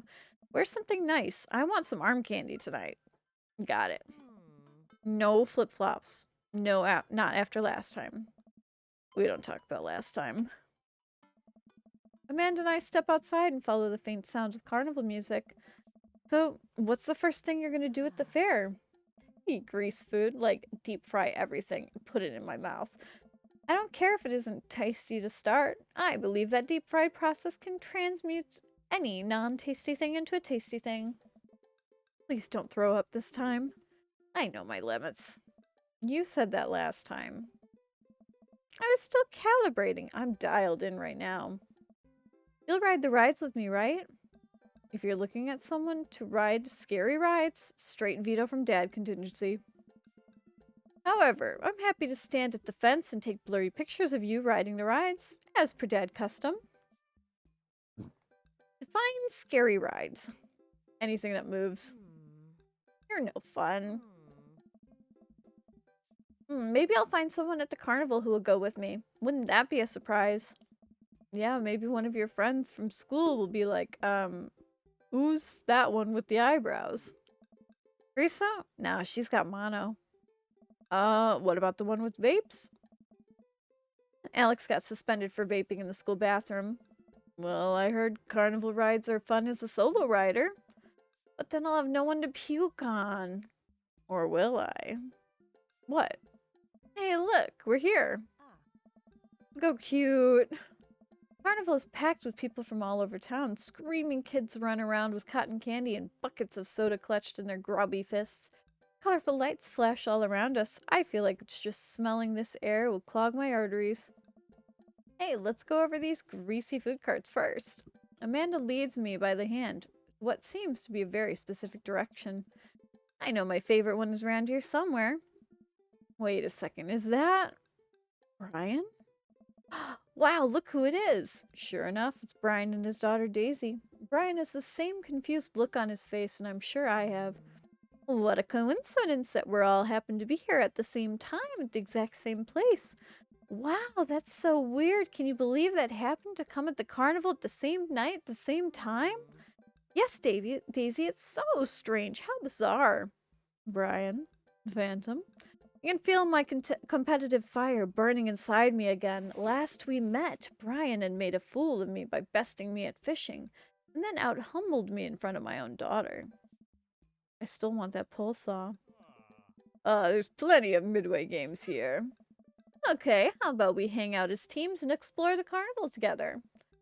Yes, Amanda, that sounds like an amazing idea. Let's all go and do stuff together. Amanda and I follow Brian and Daisy as they lead us towards some rides. Can't believe Brian's here. Dad, you need to relax. Daisy and I have been spending a lot of time together. She helps me with my algebra homework, and I've been corrupting her young soul with rock and roll music. He's really cool, but you and Brian won't stop complaining about each other. Oh, he's complaining about me. No, Dad, that's not what I meant. If you and Brian just talk to each other, maybe you won't see that you have a lot in common. See, now I gotta turn it up to 11. Brian's getting obliterated. Dad, you have to chill, please, for my sake. I'm chill. I'm so chill. I'm like stupidly chill. And once I prove, once and for all, that I'm clearly the better dad, I'll be so chill, you'll call me liquid nitrogen. I will destroy him. Dad. I spot the entrance to the midway, a perfect opportunity. Hey Brian, check it out. Want to play a couple of games? Sounds like fun, maybe a little friendly competition. They be flirting. No, I want to check out some clowns over there. Amanda, you're scared of clowns. Overruled. Fine, sure, let's play some games. But if we spend the whole night in there, I'm filing for emancipation. I'll lighten up. I'll win you something nice. And I'll win you something nice too, Daisy. I'll win more nice things than Brian. I'd like to see you try. Brian and I glare at each other. We've been at it for so long that I'd like longer than I'd like to admit. Amanda and Daisy sigh heavily at each other. New game, Brian and I challenge each other to. Their hands overburdened with stuffed animals and t-shirts with rainbow airbrushed onto them. For every game that I win, Brian seems to answer back. Dad, please, enough. Just one last game, honey. So, Phantom, we're tied. What's the ultimate prize? I spot it from across the midway. We lock eyes. It swims absent-mindedly in the bowl of water. That goldfish will be mine. Amanda, sweetie, how about I win you a goldfish? If it'll get us out of here, say, great. I look over at Brian. We don't say a word, but our eyes lock to confirm that yes, the person who wins the goldfish wins the night. Looks like it's skee-ball, you any good? I'm the best skee-ball player to ever grace this earth. Think you can handle me? Still willing to put up your weed whacker? Only if you're willing to part with that pole saw. Lawn grooming equipment goes to the skee-ball champ. We share an earnest shake. Ski that ball. Oh my god, this is gonna be horrible.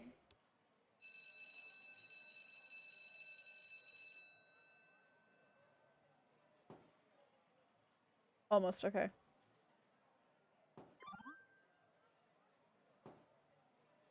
Oh, that was so weak.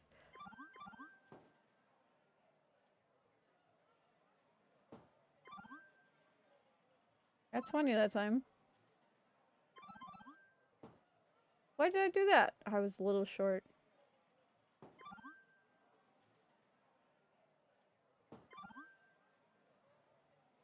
I just keep getting 10s. I am the absolute worst at this. He has 370 points! Oh, that was a shit one.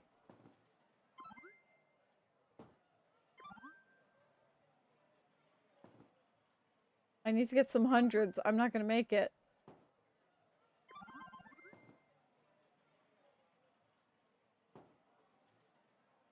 Oh, come on. B. C. Yep. Anyone who tells you that the drink, yep. Bell sounds, light flashes, and feels like things are moving in slow motion. Guy running the booth points at Brian. My worst nightmare. I fall to my knees, grasping the dirt in my fingers. How could I let it come to this? Dad, you're making a scene. I am defeated. The attendant reaches up and dumps the goldfish into a plastic baggie. He hands it over to Brian. Hi, Toby. Brian hands the fish to his daughter. This is for you, sweetie. Dad, we don't have the proper resources to take care of a goldfish. I think it would be better as a peace offering. Amanda, do you want this? Amanda, we do not accept gifts from the enemy. That would be lovely. Amanda, no. She places the goldfish in Amanda's hands. Hi, what are you doing, child? I promise to take care of relationship with him. I think he's gonna miss you. What are you doing? Amanda. I think I'll name him Brian. Like daggers through my chest, child. Hey, who wants to check out the Ferris wheel? Yeah, I want to ride the Ferris wheel. Of course. I'll hang out and watch you guys. Still not a fan of carnival rides. I'd be happy to ride some rides with you kids. Come on. Come on. He's just looking up at me and then not doing anything. Like he's like, I'm ready to jump on your lap, and then it's just like, nah, mom.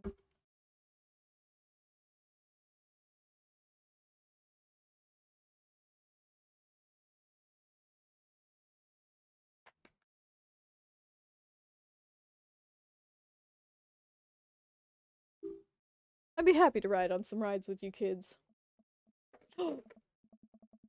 He's knocking everything off of my desk, so he may not be able to be allowed up here for long. Just kidding. I love carnival rides. I'm the best at them. We traverse the fair and end up in the relatively short line for the Ferris wheel. Doesn't seem like a very popular ride. Daisy and Amanda chat excitedly. I feel Brian glaring at me. So, how'd you do on the trick final? Way better than I thought I would. Those cosine problems still trip me up, so I drew a cat instead of answering the questions. But my teacher gave me points for effort. Wow, high school really that easy? Absolutely yes. School is hard knocks, though. That's another thing. Amanda playfully punches Daisy in the arm. Welcome to the streets. Check out that art book I gave you. Yeah, I love the section on female photographers. You have good taste. You know, I bet your photos will be in a book someday. Daisy, stop or I'll cry. They're too cute. Next. Amanda pushes me forward. You first. I sit down in the carriage. And now you. Daisy pushes Brian into the carriage next to me. Before I can say anything, the ride operator closes the gate. Now wait just a second. We're gonna get some deep fried pickles. You two take this time to work out your differences. Hold on. Get along. Amanda and Daisy run off into the crowds. The ride starts moving. Look how cute they are. I sit in the Ferris wheel with my arms crossed, not talking to Brian. I don't even know what Amanda's talking about. Neither do I. Our carriage creeps slowly upward. Ferris wheels are boring.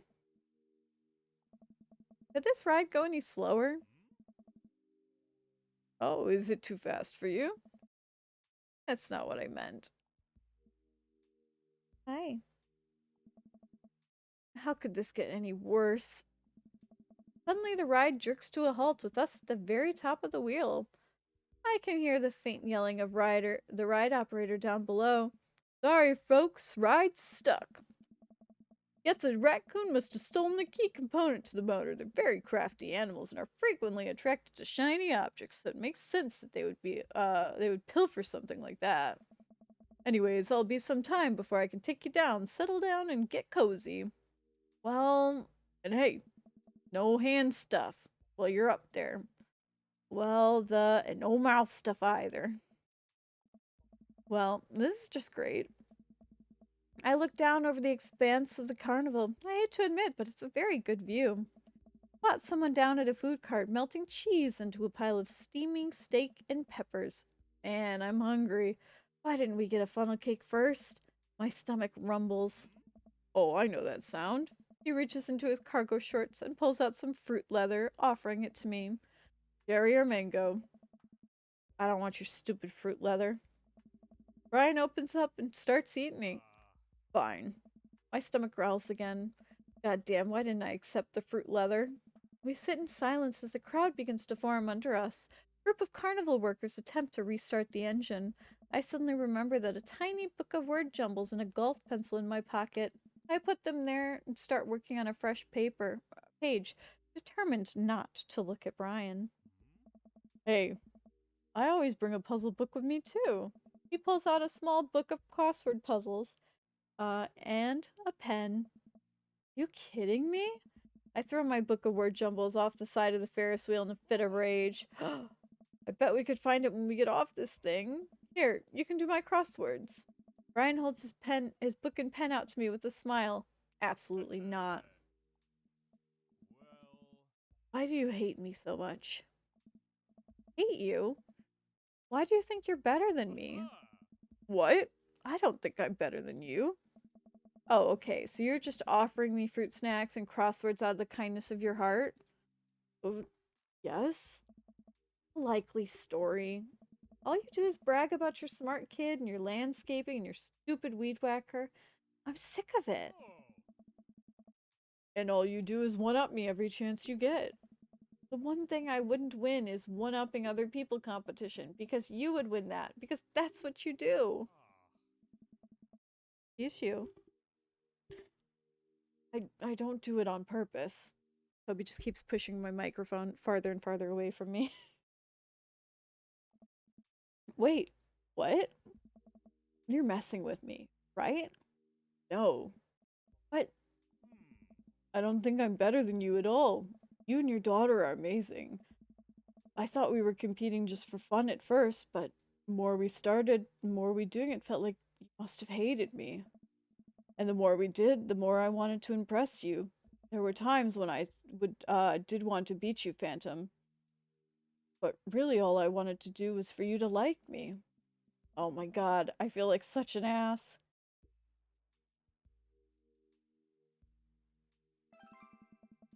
I let my competitive spirit get in the way. Actually, no, I let my own insecurities get in the way, and I've been a huge dick to you for no reason. I'm sorry. Tell you the truth, I think we could be really good friends if I could ever make it up to you. I'd respect you a lot. We sit in silence for a second. Can we start over? What do you mean? From the beginning. Brian holds out his hand. I'm Brian. Take his hand and shake it vigorously. Hi, Brian. I'm Phantom. It's really nice to meet you. Great shirt. Thanks, Phantom. Brian and I look at each other. We both share a smirk over this silly little game, but it feels good to be able to on the same side again. Alright, folks, thanks for being patient. Turns out that raccoon didn't steal the part, but it was instead still rummaging around in the inner works of the engine. We formed a wary yet mutual beneficial truce. Ow, you have claws that hurt.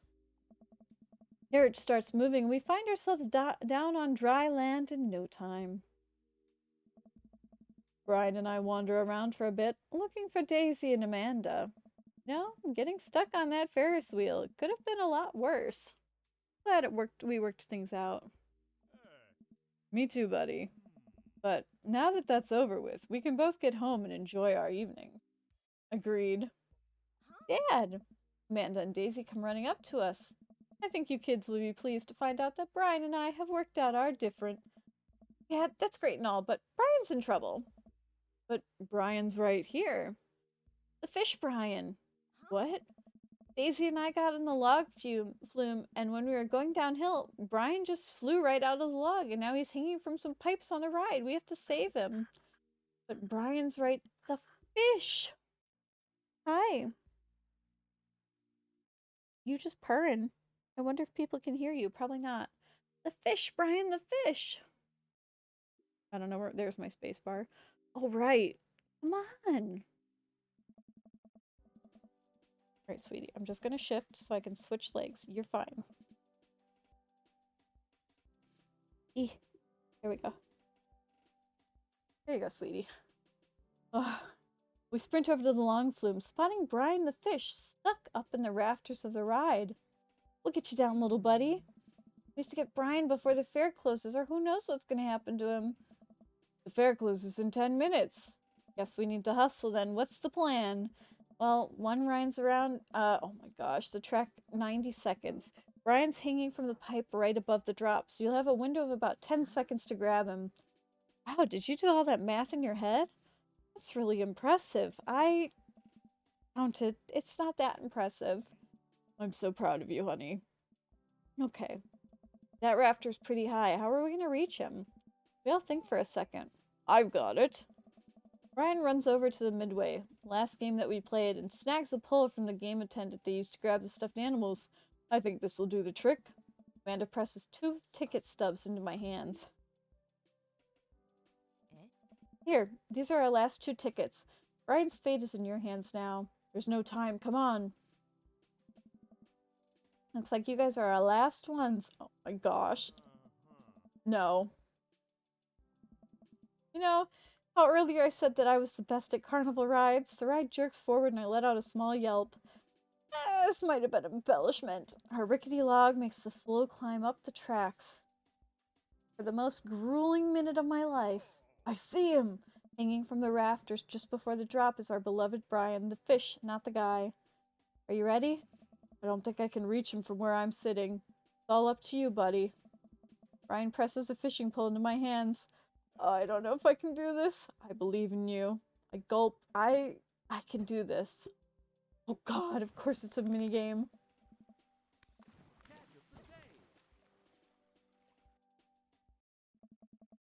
With a precision only attainable from playing midway games at the competitive level, I took the baggie that contains Brian's fish and placed it into my lap. I did it! I grasped the bag firmly. He'd be nice and safe during the oh god, the drop! I momentarily forgot that there was a drop. It's a big drop. Oh, it's coming up real fast. Oh man, it's a big drop. So when I told you I'd sort of over-exaggerated my proficiency in carnival rides, it turns out that I had some under-exaggerated just how bad I am with them. I am utterly and completely terrified of carnival rides. Ryan looks over at me and takes my hand in his. I'm right here. We can do this. They're so fucking cute. He gives me a squeeze and our log tips over the edge and flies towards the drop.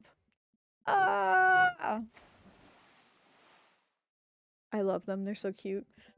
Wall of water rains down on us. I realize I had my eyes squeezed shut and opened them to find Brian still holding my hand.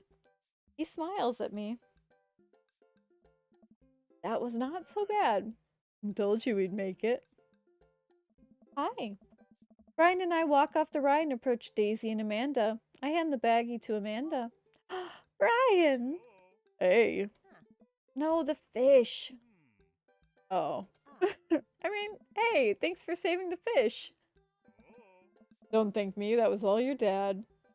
Aw, shucks, it was a team effort.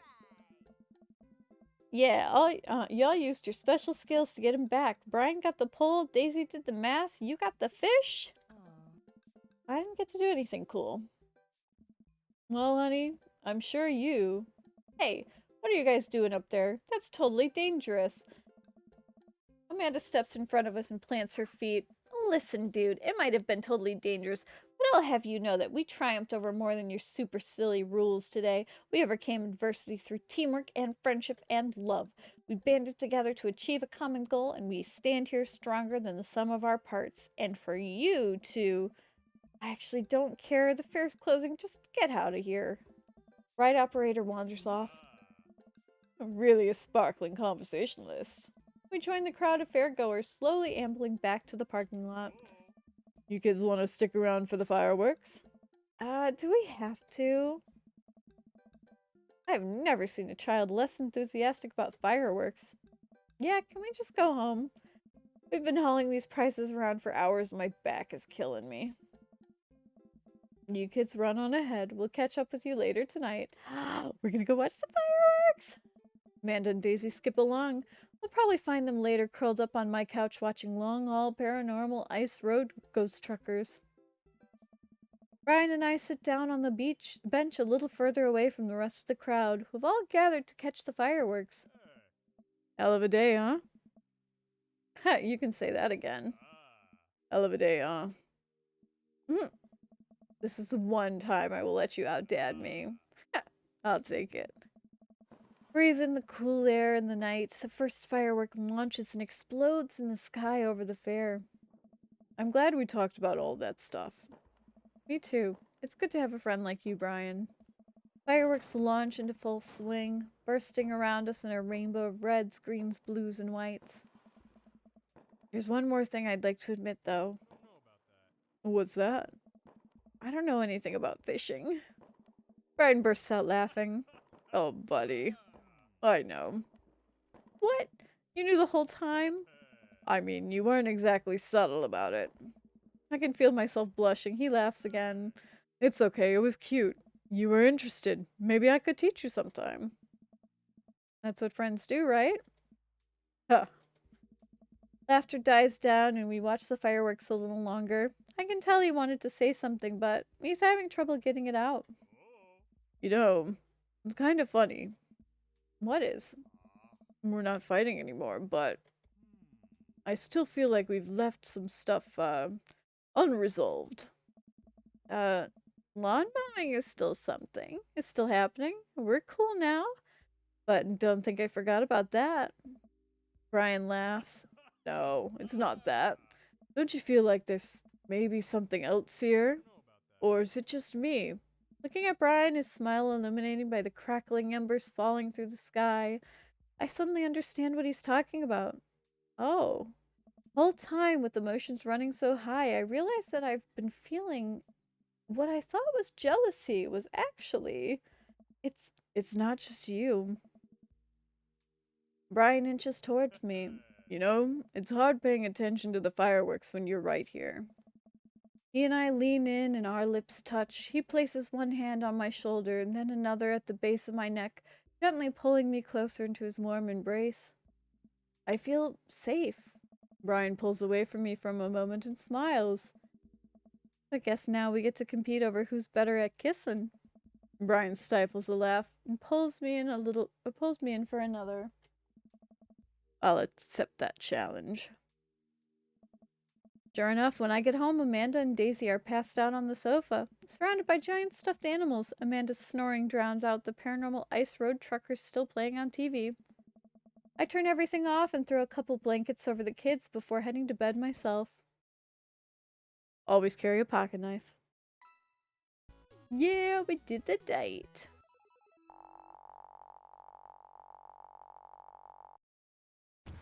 B rank, yep. Yes. Alright, so we've done our dates with Brian. A special soft boy. Ooh, I think I have everything finally set up. Amanda should be here any minute. I think that's her car in the driveway. Alright, act natural. Be cool, Phantom. Be cool. Amanda walks through the door with a suspicious look on her face. Hey, Dad. Off to a good start. Something fishy? Rats. There's too many questions. Who do you think you are, my daughter? For literally my entire life, yeah? I'm kidding, you're right. I have a little surprise for you. Right, I can tell. You're bad at lying. Amanda, my dear, would you care to join me in the kitchen? Father, it would fill my heart with glee. I lead Amanda over to the kitchen table where the present lies covered under a tablecloth. It's nothing special, but I wanted to get you something. You graduated high school last week, and I know you told me not to make a big deal about it, but... Dad, you... I dramatically whipped the cloth off the table. Amanda's jaw drops. No way! I figured you probably won't be able to get cable in your dorm, so I thought it might be nice to take a piece of home with you. It is a DVD box set of Long Haul Paranormal Ice Road Ghost Trucker. All 19 seasons. And bonus material, including commentary with actual ghosts featured on the show. Dad, I love this. Thank you. He gives me a big hug. Glad you like it. But hey, you want to hang out with me in the backyard for a bit? Toss a little pigskin or something? Totally. I follow Amanda to the back door. What? I love all of them. Told me not to make a big deal, but you seem to have forgotten that my entire mission in life is to make a big deal out of your accomplishments. So considering this your graduation party, surprise. Dad, everyone's here. Well, yeah, everyone wanted to come and support you. Is that a mac and cheese bar? It sure is. Fully customizable. Down to your type of mac. And there's an ice cream cake. With the good kind of crunchies in the middle. I don't know what to say. Don't say anything. Have fun with your pals, alright? So proud of you, Amanda. Amanda smiles and runs to her friends. I should make the rounds and make sure everyone's having a good time, but first, mac and cheese. Hey, bro. Bro. The real rager.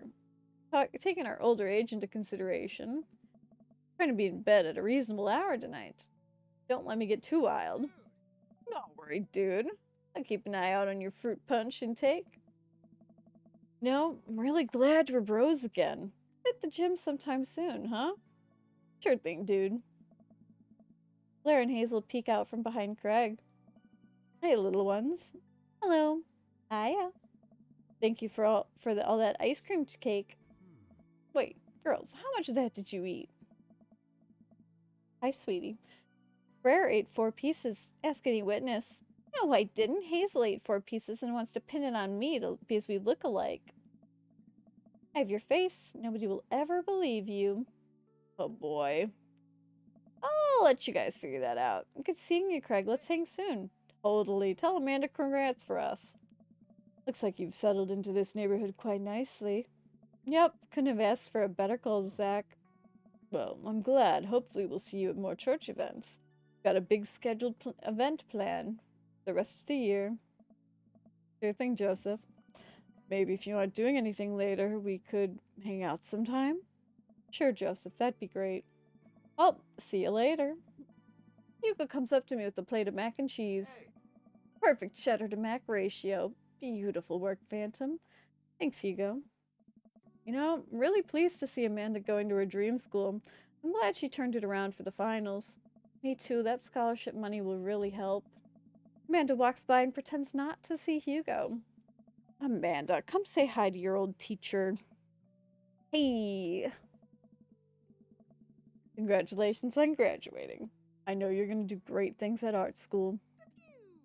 Hey, yeah. Thanks. Amanda starts to back away. Wait, I just realized you're not my teacher anymore, so I don't have to be afraid of talking to you. You no longer have power over me. You're right. Go forth, adult. I could no longer give you detention. Yeah, I'm gonna break anything I want. There's nothing you can do about it. Are you still mad about the time I gave you detention for breaking my globe? Nope. Yes. And I'll have you know that the globe didn't even fit through the basketball hoop in the first place. So, she'll fit in the college just fine. Hey. Hey. Robert gestures vaguely to the snack table. Good stuff. Yep. See you later. Hey, man. Matt. Let me know when Amanda leaves for college. I'll have a fresh batch of banana bread Kennedy ready for her. Thank you. I know she'll love that. What a splendid garden party. My deepest thanks for extending the invitation to my son and I. This icebox cake is divine. Yeah, thanks, dude. Good cake. And thanks for coming by. I see Daisy and Amanda in the corner of the party and walk over to them. I swear, if you two are planning another parent trap, relax, Dad. We've already won the game. We're just having a friendly chat. Tell me more about college. Are you going down? Yep. You were so silly. He just wants attention.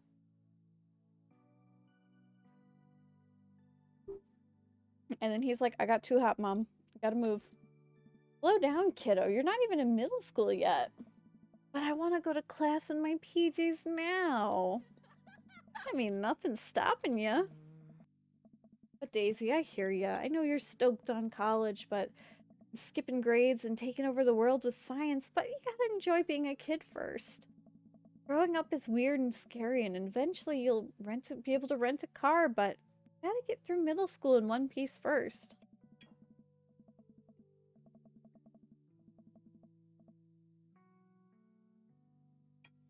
I finished my water. But I do have one water bottle behind me, so we're good. You got a big future ahead of you, but I don't want you to grow up too fast on us, alright? Alright. Thanks, Amanda.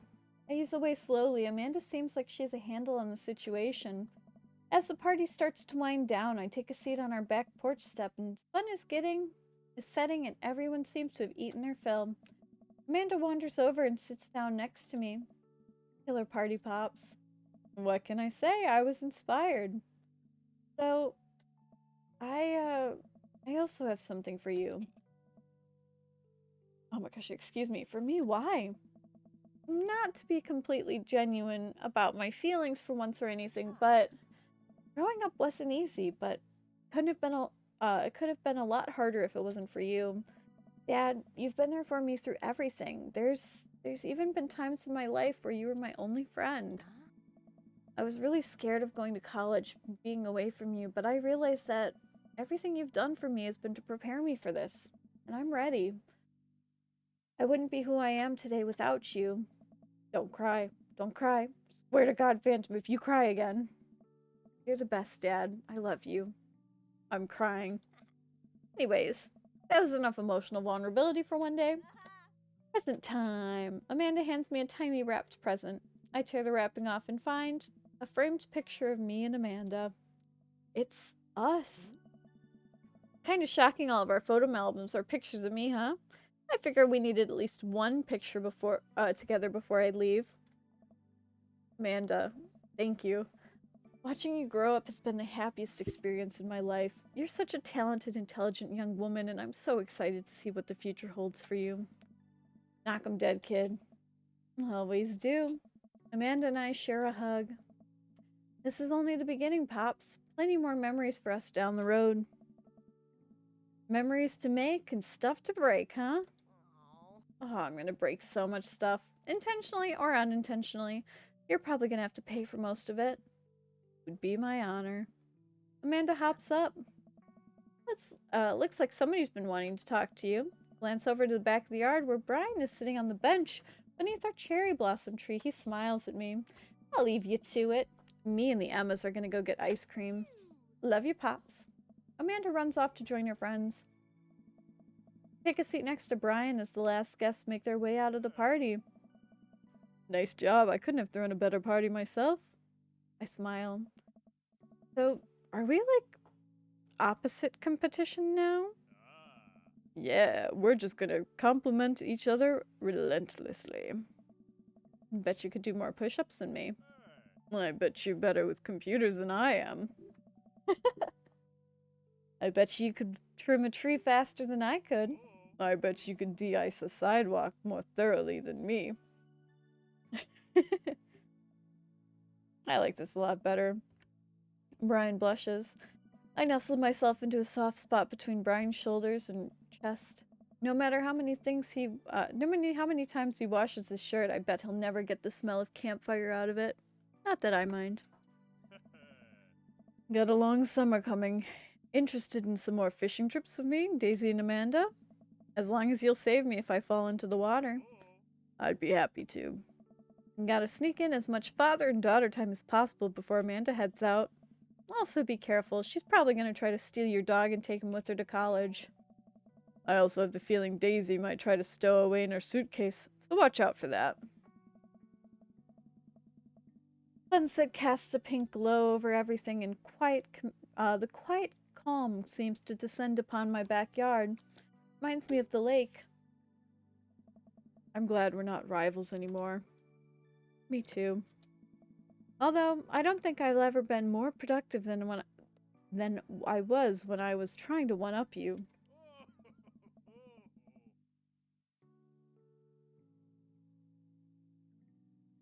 Maybe a little friendly competition is what we both needed. I sigh and nuzzle against Brian a little harder. I am the cuddle champion. We'll see about that. Yeah.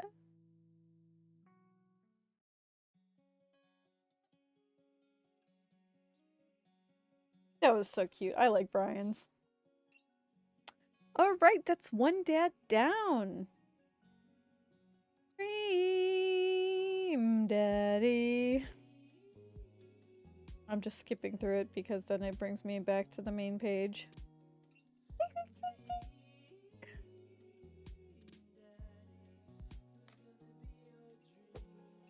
Look at him. Beautiful.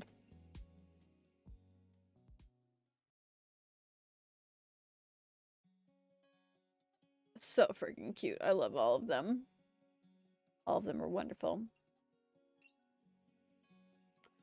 All right. Thank you everybody for joining me today. I hope you've had a lot of fun. It's been fun getting back into this. I'm going to close out of that real quick. But once again, thank you everybody for joining me. I hope you've had a wonderful evening. I will be back tomorrow at 6 p.m. with more Kingdom Hearts 2. And oh my gosh, we're at the end of Tron's world. I'm hoping that I can beat him relatively quickly. I'm hoping. I'm sorry, I've got the hiccups. But I'm hoping I can beat him. I'm like, I knew I was getting into the swing of it at the end, but I knew that I would just get really frustrated if I didn't stop. But after that, we're getting really close to finishing everything else. And it's gonna be good. And then after that, we'll have the 3 tracks of Birth by Sleep, and then we're finished with Kingdom Hearts. Or the playable games for Kingdom Hearts. If I can get my setup properly so that I can play my game, or not Game Boy games, my DS games, I will try to play 358 over 2 days, and I will try to play 3D, Dream Drop Distance. However, at this moment, they're not in my plan for the moment, so we will see.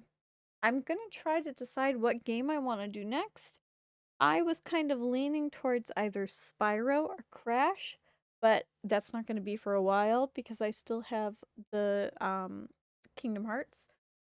So we shall see. It's going to be fun. I'll have polls up later on to see what people want to see. But once again, thank you everybody for joining me today. I hope you have a wonderful evening, and I will see all of you next time. Bye, everyone.